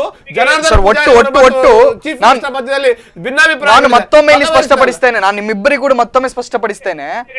ಇಲ್ಲಿ ಗೋವನ್ನ ತಿನ್ನುವುದು ಆಹಾರ ನಮ್ಮ ಹಕ್ಕು ಅಥವಾ ಈ ವಿಚಾರಗಳೇನಿದೆ ಇದ್ರ ಬಗ್ಗೆ ಇವತ್ತು ನಾವು ಮಾತಾಡಬೇಕಾಗಿದೆ. ನಾವಲ್ಲ ಡಿಬೇಟ್ ಆಗಿದ್ದು, ವಿಷಯಾಂತರ ಮಾಡಿದ್ದವರು, ನಾನಲ್ಲ. ಯಾಕಂತ ಹೇಳಿದ್ರೆ ಇದು ಕೇವಲ ಪರ್ಯಾಯ ಸ್ವಾಮೀಜಿಗಳ ಅಥವಾ ಪ್ರಮೋದ್ ಮಧ್ವರಾಜ್ ನಡುವಿನ ಮಾತುಕತೆ ಅಲ್ಲ. ಇದು ಕೇವಲ ಸಂಪೂರ್ಣವಾಗಿರ್ತಕ್ಕಂಥ ಈ ಒಂದು ಭಾರತಕ್ಕೆ ಅಥವಾ ಹಿಂದೂ ಧರ್ಮವನ್ನು ನಂಬಿ ಏನಿದ್ದಾರೆ ಅವರೆಲ್ಲರಿಗೂ ಕೂಡ ಸಂಬಂಧಪಟ್ಟಿರ್ತಾರೆ. ಅನುಗ್ರಹ ಇದ್ದುದರಿಂದನೇ ಅವರು ಶಾಸಕರಾಗಿದ್ದವರು ಇವತ್ತು ಮಂತ್ರಿಗಳಾದ್ರು. ಶ್ರೀಕೃಷ್ಣ ಮುಖ್ಯಪ್ರಾಣ ಅನುಗ್ರಹದಿಂದನೇ ಅವ್ರು ಇವತ್ತು ಮಂತ್ರಿಗಳಾಗಿದ್ದು, ಈ ಜಿಲ್ಲೆಯ ಉಸ್ತುವಾರಿ ಸಚಿವರಾಗಿದ್ದು. ಶ್ರೀಕೃಷ್ಣ ಮುಖ್ಯಪ್ರಾಣರ ಅನುಗ್ರಹ ಇಲ್ಲದೆ ಆಗಿದ್ದಲ್ಲ. ಖಂಡಿತ ತಮ್ಮ ಮಾತಿಗೆ ನಾನು ನೆನಪನ್ನ ಹುಟ್ಟಿಸ್ತಾ ಇದ್ದೇನೆ. ಶ್ರೀಕೃಷ್ಣ ಮುಖ್ಯ ಪ್ರಾಣರ ಆಗಿ ಇವತ್ತು 6 ತಿಂಗಳಲ್ಲಿ ಅವರು ಮಂತ್ರಿಗಳಾದ್ರು. ಕಡೆಯದಾಗಿ ರಘುಪತಿ ಭಟ್ರ ಕಡೆಯ ಉತ್ತರಗಳನ್ನ, ಕಡೆಯ ಮಾತುಗಳನ್ನ ನಾನು ಕೇಳಲಿಕ್ಕೆ ಇಷ್ಟಪಡ್ತೇನೆ ಸರ್. ಅಲ್ಲ, ಅದೇ ಪರ್ಯಾಯ ದರ್ಬಾರಿಗೆ ಬರ್ಲಿಕ್ಕೆ ಆಗದೆ ಇರೋದು ಆ ದಿನದ ನನಗೆ ನೆನಪಾಗ್ತಾ ಇಲ್ಲ ಇವತ್ತು. ಯಾಕೆ ಬರ್ಲಿಲ್ಲ, ಹೇಗೆ ಬರ್ಲಿಲ್ಲ ನಂಗೆ ನೆನಪಿಲ್ಲ, ಅದು ಬೇರೆ. ಆದ್ರೆ ಅದೇ 6 ತಿಂಗಳಲ್ಲಿ ಅದೇ ಶ್ರೀಕೃಷ್ಣ ಮುಖ್ಯ ಪ್ರಾಣನ ಅನುಗ್ರಹದಿಂದನೇ ಬಹುಶಃ ಉಡುಪಿಯ ಈ ನೆಲ ಶ್ರೀಕೃಷ್ಣ ಮುಖ್ಯ ಪ್ರಾಣನ ಬಿಟ್ಟಿಲ್ಲ. ಆ ನೆಲದ ಶಕ್ತಿ ಇವತ್ತು ಆತನನ್ನು ಸಚಿವನನ್ನಾಗಿ ಮಾಡಿದೆ. ಪ್ರಥಮ ಬಾರಿ ಗೆದ್ದವನನ್ನು ಸಚಿವನಾಗಿ ಮಾಡಿದೆ. ಇವತ್ತು ಸಚಿವನಾಗಿ ಮಾಡಿದ್ದಿದ್ರೆ ಅದು ಕೃಷ್ಣ ಮುಖ್ಯ ಪ್ರಾಣರ ಅನುಗ್ರಹದಿಂದ ಅಂತೇಳಿ ಘಂಟಾಘೋಷವಾಗಿ ನಾವು ಹೇಳಲಿಕ್ಕೆ ಬಯಸ್ತೇವೆ. ಏನ್ ತಪ್ಪಿದೆ? ಸರಿ ಈಗ ಇದೀಗ ನಾನು ರಘುಪತಿ ಭಟ್ರನ್ನು ಕೇಳಿಕೊಳ್ತಾ ಇದ್ದೇನೆ, ರಘುಪತಿ ಭಟ್ರಲ್ಲೂ ಕೂಡ ಕೇಳಿಕೊಳ್ತಾ ಇದ್ದೇನೆ. ಈ ಒಂದು ಆಹಾರದ ಬಗ್ಗೆ ನೀವೇನು ಮಾತಾಡಿದ್ರಿ ಇದಕ್ಕೆ ನಮ್ಗೆ ಅನಂತ ಧನ್ಯವಾದಗಳನ್ನ ಸಲ್ಲಿಸ್ತೇನೆ ಸರ್. ನಿಮ್ಮ ಅನಾರೋಗ್ಯದ ನಡುವೆಯೂ ನಮ್ಗೆ ನಮ್ಮ ಕರೆಯನ್ನ ನಮ್ಮ ಸಂಪರ್ಕಕ್ಕೆ ಬಂದಿದ್ದಕ್ಕಾಗಿ ತಮಗೆ ಧನ್ಯವಾದವನ್ನು ಸಲ್ಲಿಸ್ತೇನೆ. ಅಲ್ಲ ಇಲ್ಲಿ ಕೇಳಿ, ಕಿಶನ್ ಹೆಗಡೆ ಅವರು ಕಾಂಗ್ರೆಸ್ ಪಕ್ಷವನ್ನ ಪ್ರತಿನಿಧಿಸ್ತಾ ಇದ್ದಾರೆ. ಇವರು ಈಗ ಒಂದು ಮಾತನ್ನ ಹೇಳಿದ್ರು, ರಾಜಕಾರಣಿ ಅಂತ ಪ್ರೂವ್ ಮಾಡಿದ್ರು ನೋಡಿ, ಅವರು ಕಾಂಗ್ರೆಸ್ ಪಕ್ಷವನ್ನ ಪ್ರತಿನಿಧಿಸ. ಸರ್ ಇಲ್ಲಿ ಪಕ್ಷದ ಪ್ರಶ್ನೆ ಬೇಡ, ಮೊದಲಿಗೆ ಸರ್ ಕಿಶನ್ ಹೆಗ್ಡೆ ಅವರಲ್ಲಿ ಕೇಳಿಕೊಳ್ತಾ ಇದ್ದೇನೆ, ಇಲ್ಲಿ ಸರ್ ಒಂದು ನಿಮಿಷ ಮಾತು ಕೇಳಿ. ಇಲ್ಲಿ ಆಹಾರದ ಹಕ್ಕು, ಆಹಾರದ ಬಗ್ಗೆ ಏನು ಕೂಗು ಬಂದಿದೆ ಅದನ್ನು ನಾವಿವತ್ತು ಪರಿಗಣಿಸಬೇಕಾಗ್ತದೆ. ಒಂದು ನಿಮಿಷ, ನಿಮ್ಮ ಪಕ್ಷಗಳ ಹೋರಾಟ ಇಲ್ಲಿ ಯಾರಿಗೂ ಬೇಕಾಗಿಲ್ಲ. ನಿಮ್ಮ ಪಕ್ಷಗಳ ಹೋರಾಟ ಇಲ್ಲಿ ಯಾರಿಗೂ ಬೇಕಾಗಿಲ್ಲ. ಇಲ್ಲಿ ಇವತ್ತಿನ ಹೇಳಿಕೆಗಳು ಅಥವಾ ಈ ಒಂದು ದನವನ್ನ ಭಕ್ಷಣೆ ಮಾಡಬೇಕು ಅಥವಾ ಭಕ್ಷಣೆ ಮಾಡಬಾರ್ದು ಅಂತಕ್ಕಂತಹದ್ದು ಇದು ಸಂಪೂರ್ಣ ಒಂದು ಧರ್ಮಕ್ಕೆ ಸಂಬಂಧಪಟ್ಟಿರ್ತಕ್ಕಂಥದ್ದು. ಈ ದನ ಯಾವುದೇ ಧರ್ಮಕ್ಕೆ ಸಂಬಂಧಪಟ್ಟ ಆಹಾರ ಅನ್ನೋದು ಧರ್ಮಕ್ಕೆ ಸಂಬಂಧಪಟ್ಟ ವಿಷಯ ಅಲ್ಲ. ಆಹಾರ ಅನ್ನೋದು ಧರ್ಮಕ್ಕೆ ಸಂಬಂಧಪಟ್ಟ ವಿಷಯವೇ ಅಲ್ಲ. ಮತ್ತೆ ಆಹಾರ ಅವರ ಹಕ್ಕು ಅಂತ ಹೇಳ್ಕೊಂಡು ಯಾವುದೇ ಯಾರ ಭಾವನೆಗಳಿಗೆ ಧಕ್ಕೆ ಬರುವಂತಹದ್ದನ್ನು ಮಾಡಬಾರ್ದು. ಬೇರೆಯವರ ಭಾವನೆಗಳಿಗೆ ಧಕ್ಕೆ ತರಬಾರ್ದು ಅಂತಕ್ಕಂಥ ತಮ್ಮ ಮಾತು ಒಪ್ತಕ್ಕಂಥದ್ದೇ. ಆದ್ರೆ ಅವರ ಭಾವನೆಗಳಿಗೂ ಧಕ್ಕೆ ಬರಬಾರ್ದು, ಯಾರ ಭಾವನೆಗಳಿಗೆ, ನಿಮ್ಮ ಭಾವನೆಗಳಿಗೂ ಧಕ್ಕೆ ಬರಬಾರ್ದು. ಹಾಗೆ ಆಹಾರ ನಮ್ಮ ಹಕ್ಕು ಅಂತಕ್ಕಂಥದ್ದು ಯಾರು ನಾನೇನ್ ಡಿಸೈಡ್ ಮಾಡ್ತೇನೆ ಅಂತಕ್ಕ ನನ್ನ ಭಾವನೆಗಳಿಗೂ ಧಕ್ಕೆ ಬರಬಾರ್ದಲ್ವೇ? ಆದ್ರೆ ನಮ್ಮ ಭಾವನೆಗಳಿಗೆ ಧಕ್ಕೆ ಬರಬಾರ್ದು ಸಹಿತ ಒಪ್ಕೊಳ್ತೇವೆ. ಬೆಲೆ ಕೊಡುವಂತಹದ್ದನ್ನು ಕಲಿಬೇಕಾಗ್ತದೆ. ಖಂಡಿತ. ನಾನು ಆಗ್ಲೇ ಹೇಳಿದ ಖಂಡಿತ ನಾನು ರಘುಪತಿ ಭಟ್ರ ಎಲ್ಲ ಮಾತುಗಳಿಗೆ ಧನ್ಯವಾದವನ್ನು ಸಲ್ಲಿಸ್ತಾ ಅವರ ಕರೆಯನ್ನ ಇಲ್ಲಿಗೆ ನಿಲ್ಲಿಸ್ತಾ ಇದ್ದೇನೆ. ಸರ್ ನಿಮ್ಮಲ್ಲೇ ಬರ್ತೇನೆ. ಈಗ ಆಹಾರದ ವಿಚಾರವನ್ನ ಇಟ್ಟುಕೊಂಡು ಅಥವಾ ಗೋ ಭಕ್ಷಣೆಯೋ ಅಥವಾ ಅದು ರಕ್ಷಣೆಯೋ ಇನ್ನೊಂದು ವಿಚಾರಗಳನ್ನ ಇಟ್ಕೊಂಡು ಇಲ್ಲಿ ರಾಜಕೀಯ ಮಾಡುವುದು ಎಷ್ಟರ ಮಟ್ಟಿಗೆ ಸರಿ? ಎರಡೇ ಮಾತು ನಾನು ಮಧ್ಯದಲ್ಲಿ ಅವ್ರು ಹೇಳಿದಕ್ಕೆ ಬಹುಶಃ ಮಧ್ಯದಲ್ಲಿ ಇಂಟ್ರಪ್ಷನ್ ಇತ್ತು, ನನಗೆ ಗೊತ್ತಾಗ್ಲಿಲ್ಲ. ಅವ್ರು ಎರಡು ಮಾತುಗಳನ್ನ ಬಹಳ ಹೇಳಿದರು. ಅವರಿಗೆ ಮಾನ್ಯ ಸಚಿವರಿಗೆ ದರ್ಬಾರಿಗೆ ಬರ್ಲಿಕ್ಕಾಗಲಿಲ್ಲ ಅಂತಕ್ಕಂಥ. ದರ್ಬಾರಿಗೆ ಬರ್ಲಿಕ್ಕಾಗದೆ ಇರ್ಬೋದು, ಕೃಷ್ಣನ ದರ್ಶನ ಬರ್ಲಿಕ್ಕಾಗಲಿಲ್ಲ ಅಲ್ಲ. ದರ್ಬಾರು ಅನ್ನೋದು ಒಂದು ಸಾಂಸ್ಕೃತಿಕ ಅಂಗವೇ ಹೊರತು ಅದು ಕೃಷ್ಣನ ದರ್ಶನಕ್ಕೆ ಸಂಬಂಧಪಟ್ಟಂತದ್ದಲ್ಲ. ಆದ್ರೆ ಕೃಷ್ಣ ಒಂದು ನಿಮಿಷ, ಅವರ ಮಾತಿಗೆ ಇಲ್ಲಿ ಟೆಲಿಕಾಸ್ಟ್ ಆಗಿದೆ, ಲಕ್ಷಾಂತರ ಜನ ಇದನ್ನು ನೋಡ್ತಾ ಇದ್ದಾರೆ. ಇವತ್ತು ಈ 2 ಜಿಲ್ಲೆಯ ಲಕ್ಷಾಂತರ ಜನ ಇದನ್ನು ನೋಡ್ತಾ ಇದ್ದಾರೆ. ಅಲ್ಲಿ ಸ್ಪಷ್ಟತೆ ಬೇಕು. ಆದ್ರೆ ಪ್ರಥಮ ಬಾರಿ ಗೆದ್ದಂತ ಒಬ್ಬ ಶಾಸಕ ಮಂತ್ರಿ ಆಗ್ತಾನೆ, ಆತ ಶ್ರೀಕೃಷ್ಣ ಮುಖ್ಯಪ್ಪ ಅನುಗ್ರಹದಿಂದ ಮಂತ್ರಿ ಆಗ್ತಾನೆ. ನೆನ್ಪಿಟ್ಕೊಳ್ಳಿ, ರಾಜಕಾರಣಿಗಳಲ್ಲ ಶ್ರೀಪಾದರು, ರಾಜಕಾರಣಿಗಳಲ್ಲ ಅಂತ ಹೇಳಿದ್ರು. ಇವತ್ತಿಗೆ ಕರೆಕ್ಟ್ 7 ದಿವಸ ಕೆಳಗೆ ಶ್ರೀಪಾದರ ಮಾತು ಏನು? ಅವರು ರಾಜಕಾರಣಿಗಳ ಮೀರಿಸಿದ ಮಾತು. ಈಗ ಅವರು ಹೇಳಿದ್ರು, ಅದಕ್ಕೆ ನಿಮ್ಮ ಉತ್ತರ ಕೊಡಬೇಕು ಅಥವಾ ನಿಮ್ಮ ಉತ್ತರಕ್ಕೆ ಇನ್ನೊಬ್ಬರು ಪ್ರಶ್ನೆಯನ್ನು ಕೇಳಬೇಕು. ಇದನ್ನ ಮಾತಾಡ್ತಾ ಹೋದ್ರೆ ಸಮಯ ಎಷ್ಟು ಆಗೋದಿಲ್ಲ. ಇಲ್ಲಿ ಇರ್ತಕ್ಕಂಥ ಪ್ರಶ್ನೆ ಸರಿ ಇಲ್ಲಿ ಇರ್ತಕ್ಕಂಥ ಪ್ರಶ್ನೆ ಗೋವಿನ ವಿಷಯವನ್ನ ಇಟ್ಟುಕೊಂಡು ಅಥವಾ ಅದು ನಮ್ಮ ಆಹಾರ ಹೌದೋ ಅಲ್ವೋ ಅನ್ನುವ ವಿಷಯವನ್ನ ಇಟ್ಟುಕೊಂಡು ರಾಜಕೀಯ ಮಾಡುವುದು ಎಷ್ಟರ ಮಟ್ಟಿಗೆ ಸರಿ? ಖಂಡಿತ ತಪ್ಪು. ರಾಜಕೀಯಕ್ಕೆ ಗೋವು ರಾಜಕೀಯದ ವಸ್ತು ಆಗಬಾರ್ದು. ಪರಮ ಪವಿತ್ರವಾದ ಗೋವು ಅದು ಪಾವಿತ್ರ್ಯತೆಯನ್ನು ಕಾಪಾಡಿಕೊಳ್ಳಿ. ಖಂಡಿತ ಅದರ ಬಗ್ಗೆ ಗೌರವಗಳಿದೆ. ಯಾಕಂದ್ರೆ ನಾನು ಮೊದಲೇ ಸ್ಪರ್ಶಿಸ್ತೇನೆ, ನಾನು ಸಹಿತ ಗೋವನ್ನು ಅತ್ಯಂತವಾಗಿ ಗೌರವಿಸ್ತೇನೆ. ಇದೇ ಪೇಜ್ ಅವರ ಕಿರಿಯ ಸ್ವಾಮಿಗಳು ನಡೆಸ್ತಕ್ಕಂಥ ಗೋಶಾಲೆಗೆ ವರ್ಷದಲ್ಲಿ 1-2 ಬಾರಿ ಆದ್ರೂ ಹೋಗಿ ಬರ್ತೇನೆ. ನಾನು ಗೋಗ್ರಾಸಗಳನ್ನು ನೀಡಿ ಬರ್ತೇನೆ. ಅದರ ಅರ್ಥ ಇನ್ನೊಬ್ಬನ ಭಾವನೆಗಳನ್ನ ನಾನು ಧಕ್ಕೆ ಮಾಡ್ಲಿಕ್ಕೆ ಆಗುದಿಲ್ಲ. ಆಚಾರ್ಯರು ಬಹಳ ಹೊತ್ತಿನಿಂದ ಕೇವಲ ಈ ಒಂದು ಕನ್ವರ್ಸೇಷನ್ ಗಳನ್ನ ಕೇಳ್ತಾ ಕೂತ್ಕೊಂಡು, ಯಾಕಂದ್ರೆ ಹಾಗಲ್ಲ, ನಾವು ಹಾಗಲ್ಲ, ನಾವು ವಿಷಯ ಬಿಟ್ಟು ಆಚೆ ಈಚೆ ಹೋದ್ರೆ ನಾವು ನಮ್ಮ ಎನರ್ಜಿಯನ್ನು ನಾವು ವೇಸ್ಟ್ ಮಾಡಿಕೊಳ್ಳೋದು. ಹೌದು ಸರ್, ಖಂಡಿತ ಹೌದೌದು. ಆಯ್ತಾ? ಈಗ ಏನು ಅಂತ ಹೇಳಿದ್ರೆ, ಕಿಶನ್ ಹೆಗಡೆ ಅವರು ಹೇಳೋದು ವಿಷಯ ಒಪ್ಪತಕ್ಕಂಥದ್ದೇ. ಏನು ಅಂತ ಹೇಳಿದರೆ, ಗೋವಿನ ಬಗ್ಗೆ ಅವರಿಗೂ ಗೌರವ ಇದೆ ಅಂತ ಹೇಳ್ತಾರೆ, ಗೋ ಮಾತೆ ಅಂತ ಹೇಳಿ ಅವರು ಹೇಳ್ತಾರೆ, ಬಹಳ ಸಂತೋಷ. ಆದರೆ ಇನ್ನೊಬ್ರು ಖುಷಿ ಬಂದ ಹಾಗೆ ಅವ್ರು ಕಡೀಲಿ ಅಂತ ಹೇಳುವಂಥದ್ದಕ್ಕೆ ಮಾತ್ರ ನಮ್ಮ ಸ್ವಲ್ಪ ಅದರಲ್ಲಿ ನಮ್ಮ ಇದರಲ್ಲಿ ಏನು ಅಂತ ಹೇಳಿದರೆ, ಈಗ ವಿಷಯ ಎಲ್ಲಿ ವ್ಯತ್ಯಾಸ ನಮಗೆ ಬಂತು ಅಂತ ಹೇಳಿದರೆ, ಅವರು ಗೋವನ್ನು ಗೌರವಿಸ್ತಾರೆ, ನಾವು ಗೌರವಿಸ್ತೇವೆ ಅಂತ ಹೇಳಿ ನಾವು ಹೇಳಿದೆವು, ಅವರು ಗೌರವಿಸ್ತಾರೆ. ಎರಡನೇ ಅಂತ ಹೇಳಿದರೆ, ಅವರು ಅದು ರಾಜಕೀಯ ವಿಷಯ ಆಗಬಾರ್ದು ಅಂತ ಹೇಳಿದರು, ಅದನ್ನು ನಾವು ಒಪ್ತೇವೆ. ಅದು ರಾಜಕೀಯ ಮಾತ್ರ ಅಲ್ಲ, ಅದು ಧಾರ್ಮಿಕ ವಿಷಯವೂ ಅಲ್ಲ ಅಂತ ಹೇಳುವಂಥದ್ದು ನಾವು ಹೇಳುವಂಥದ್ದು. ಧಾರ್ಮಿಕವೂ ಅಲ್ಲ, ಯಾಕೆಂದರೆ ಗೋವು ಒಂದು ವಿಶಿಷ್ಟ ಮನುಷ್ಯನಿಗೆ ಉಪಯೋಗ ಆಗುವ ಪ್ರಾಣಿಗಳಲ್ಲೇ ಅತ್ಯಂತ ವಿಶಿಷ್ಟ ಪ್ರಾಣಿ. ಆದ್ದರಿಂದ ಅದು ಇಕನಾಮಿಕ್, ಆರ್ಥಿಕವಾಗಿ ನೀವು ನೋಡಲಿಕ್ಕೆ ಹೋಗಿ, ಅಥವಾ ಯಾವುದೇ ವಾಣಿಜ್ಯ ಉದ್ದೇಶದಿಂದ ನೀವು ನೋಡಲಿಕ್ಕೆ ಹೋಗಿ, ಅಥವಾ ಆರೋಗ್ಯದ ಉದ್ದೇಶದಿಂದ ನೋಡಲಿಕ್ಕೆ ಹೋಗಲಿ, ಅಥವಾ ನೀವು ಕೃಷಿಯ ಉದ್ದೇಶದಿಂದ ನೋಡಲಿಕ್ಕೆ ಹೋಗಿ, ಅಥವಾ ಯಾವುದೇ ಉದ್ದೇಶದಿಂದ ನೀವು ನೋಡಲಿಕ್ಕೆ ಹೋದರೂ ಅಂಥದ್ದು ಇನ್ನೊಂದು ಪ್ರಾಣಿ ಈ ಭೂಮಂಡಲದಲ್ಲಿ ನಿಮಗೆ ಸಿಗುವುದಿಲ್ಲ.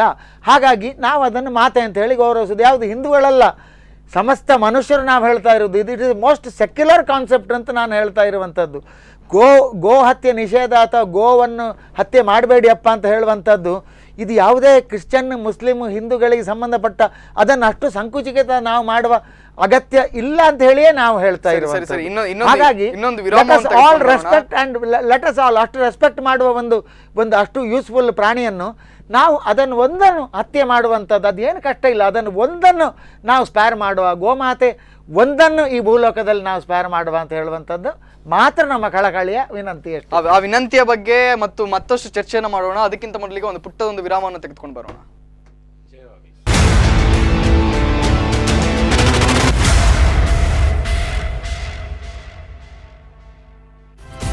ಈ ಕಾರ್ಯಕ್ರಮದ ಪ್ರಾಯೋಜಕರು Shiddas the ultimate home shoppe, GL trade centre Puttur, city arcade Bendurwell Mangalore and Himalaya prestige Udupi Manipal main road Udupi.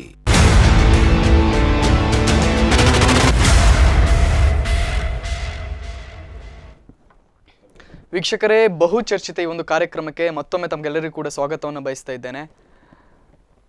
Sir, ಮೊದಲಿಗೆ ಆಚಾರ್ಯರಿಂದವೇ ಆರಂಭಿಸೋಣ.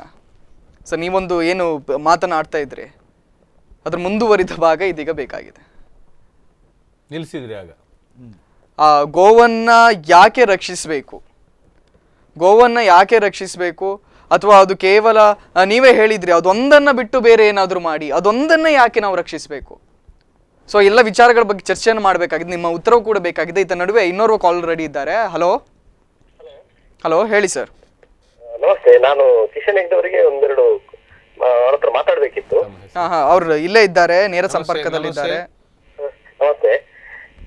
ಒಂದು ಕಿಶನ್ ಹೆಗ್ಡೆಯವರೇ, ಒಂದು ಅವಕಾಶ ಕೊಡಿ ಮಾತಾಡ್ಲಿಕ್ಕೆ. ಅವಕಾಶ ಕೊಡ್ಲಿಲ್ಲ ಅಂತ ಹೇಳಿದ್ರೆ ಒಬ್ಬ ಉಸ್ತುವಾರಿ ಸರ್ ತಮ್ಮ ಹೆಸರು ಮತ್ತೆ ಎಲ್ಲಿಂದ ಕಾಲ್ ಮಾಡ್ತಾ ಇದ್ದೀರಾ? ನಾನು ಸುನಿಲ್ ಕೇರ್ ಅಂತ ಕಾರ್ಕಳದಿಂದ. ಒಬ್ಬ ಉಸ್ತುವಾರಿ ಸಚಿವರು, ಆಮೇಲೆ ಒಂದು ಇಲ್ಲಿ ಉಡುಪಿ ಏನು ಇದೆ ಅದು ವಿಧಾನಸಭಾ ಕ್ಷೇತ್ರ ಶಾಸಕರಾಗಿ ಒಬ್ಬ ರಾಮ, ಒಬ್ಬ ಕೃಷ್ಣ, ಅಂದ್ರೆ ಇಡೀ ಸಮಾಜದ, ಹಿಂದೂ ಸಮಾಜದ ಎರಡು ಶ್ರದ್ಧಾಬಿಂದುಗಳು. ಆ ಶ್ರದ್ಧಾಬಿಂದುಗಳ ಏನಿದೆ ಅವರನ್ನ ಒಬ್ಬ ಮಾಂಸ ತಿನ್ನುವವರಂತ ಸಾರ್ವಜನಿಕ ಸಭೆಯಲ್ಲಿ ಹೇಳಿರುವಂತದ್ದು ಅತ್ಯಂತ ಖಂಡನೀಯ. ಅದು ತಪ್ಪೇ, ಅದರಲ್ಲಿ ಎರಡು ಮಾತಿಲ್ಲ. ಅದನ್ನು ನೀವು ಸಮರ್ಥಿಸುವುದು, ನೀವು ಬೆಳಿಗ್ಗೆ ಎದ್ದು ಸಾಮಾನ್ಯಗೆ ಅಥವಾ ಕೃಷ್ಣನಿಗೆ ಕೈ ಮುಗಿತೀರಿ.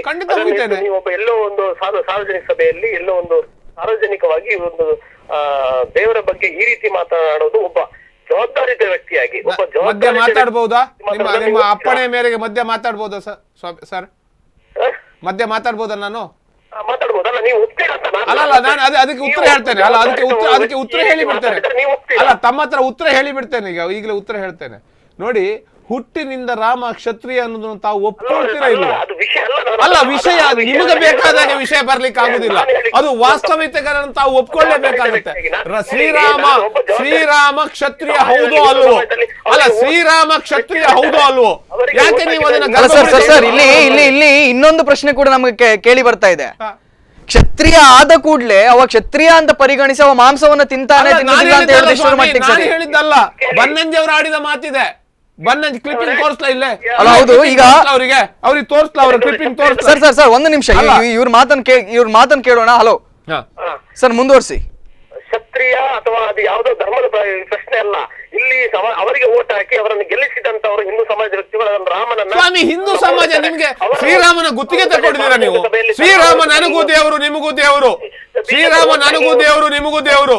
ಶ್ರೀರಾಮನನ್ನ ಬೈದಂತ, ಶ್ರೀರಾಮ ಮರ್ಯಾದಾ ಪುರುಷೋತ್ತಮನೇ ಅಲ್ಲ ಅಂತೇಳಿ ಹೇಳಿ ವಾಕ್ಯ ಕೊಟ್ಟಂತ ಜಾಮ್ ಜೇಠ್ಮಲಾನಿಯನ್ನ ತಾವು ರಾಜ್ಯಸಭಾ ಮೆಂಬರ್ ಮಾಡಿದಂತ ಭಾರತೀಯ ಜನತಾ ಪಕ್ಷ ಇದೆ. ಶ್ರೀರಾಮ ಮರ್ಯಾದಾ ಪುರುಷೋತ್ತಮನೇ ಅಲ್ಲ ಅಂತ ಬಹಿರಂಗ ಸ್ಟೇಟ್ಮೆಂಟ್ ಕೊಟ್ಟಂತ ರಾಮ್ ಜೇಠ್ಮಲಾನಿಗೆ ರಾಜ್ಯಸಭಾ ಮೆಂಬರ್ ಮಾಡಿದ್ದೀರಿ. ಅಲ್ಲ ಅಂತ ಸರ್, ಹಾಗಾದ್ರೆ ತಾವು ಅಲ್ಲಿ ಒಪ್ಕೊಳ್ತೀರಿ. ತಾವು ತಮ್ಮದೇ ಇವತ್ತು ಮಾನ್ಯ ನರೇಂದ್ರ ಮೋದಿ ಅವರ ಕ್ಯಾಬಿನೆಟ್ ನಲ್ಲಿ ಮಂತ್ರಿ ಆಗಿರ್ತಕ್ಕಂಥ ಒಬ್ಬ ಮಂತ್ರಿ ನಾನು ಗೋಮಾಂಸವನ್ನು ತಿಂತೇನೆ ಅಂತ ಸಾರಾಸಗಟಾಗಿ ಹೇಳ್ತಕ್ಕಂಥವನ್ನ ಕ್ಯಾಬಿನೆಟ್ ಅಲ್ಲಿ ಇಟ್ಕೊಂಡಿದ್ದೀರಾ?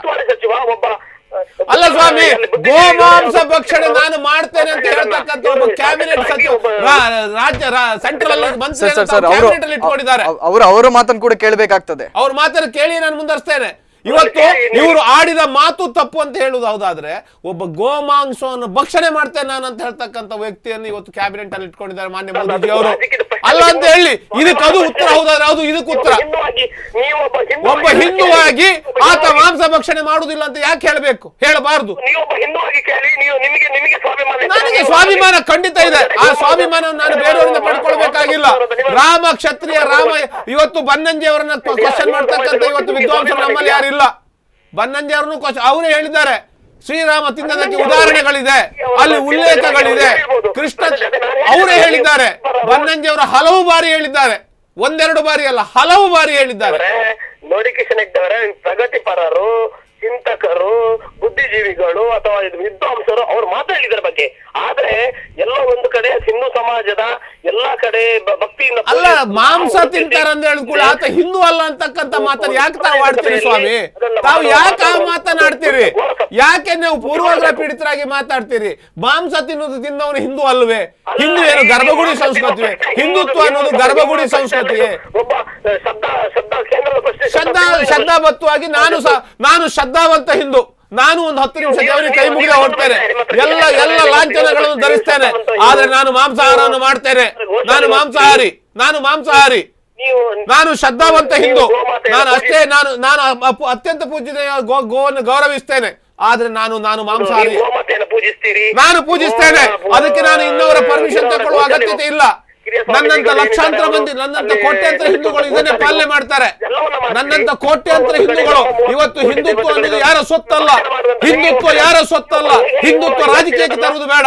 ಹಿಂದುತ್ವ ಧರ್ಮ ದೇಗುಲಗಳಲ್ಲಿ ಇರಲಿ. ಹಿಂದುತ್ವ ಒಂದ್ ನಿಮಿಷ ಈಗ ಮೊದ್ಲಿಗೆ ಅವರ ಮಾತನ್ನು ಕೇಳಿಸ್ಕೊಳ್ಳೋಣ, ಮತ್ತೆ ನಿಮ್ಮ ಉತ್ತರವನ್ನು ನಾನು ಪಡ್ಲಿಕ್ಕೆ ಬರ್ತೇನೆ. ಸರ್ ನೋಡಿ, ಇವ್ರು ಹೇಳ್ತಾರೆ ನಾನು ಗೋವನ್ನ ಪೂಜಿಸ್ತೇನೆ, ನಾನು ನೀಲವರ ಗೋಶಾಲೆಗೆ ಹೋಗ್ತೇನೆ, ಖಂಡಿತ ಹೋಗ್ತೇನೆ, ಧೈರ್ಯವಾಗಿ.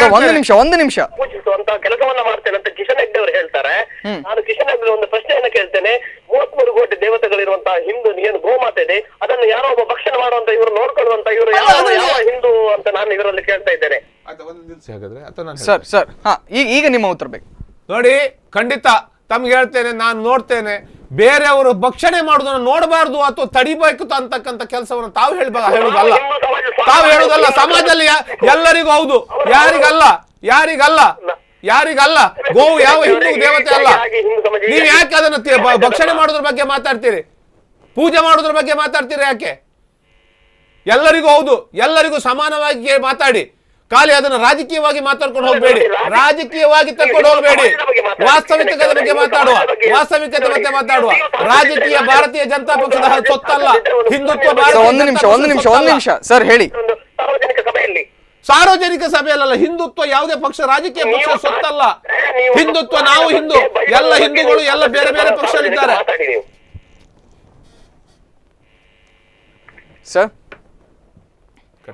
ಸರ್ ನಿಮ್ಮ ಕಡೆಯ ಮಾತುಗಳು ಬೇಕಾಗಿದೆ.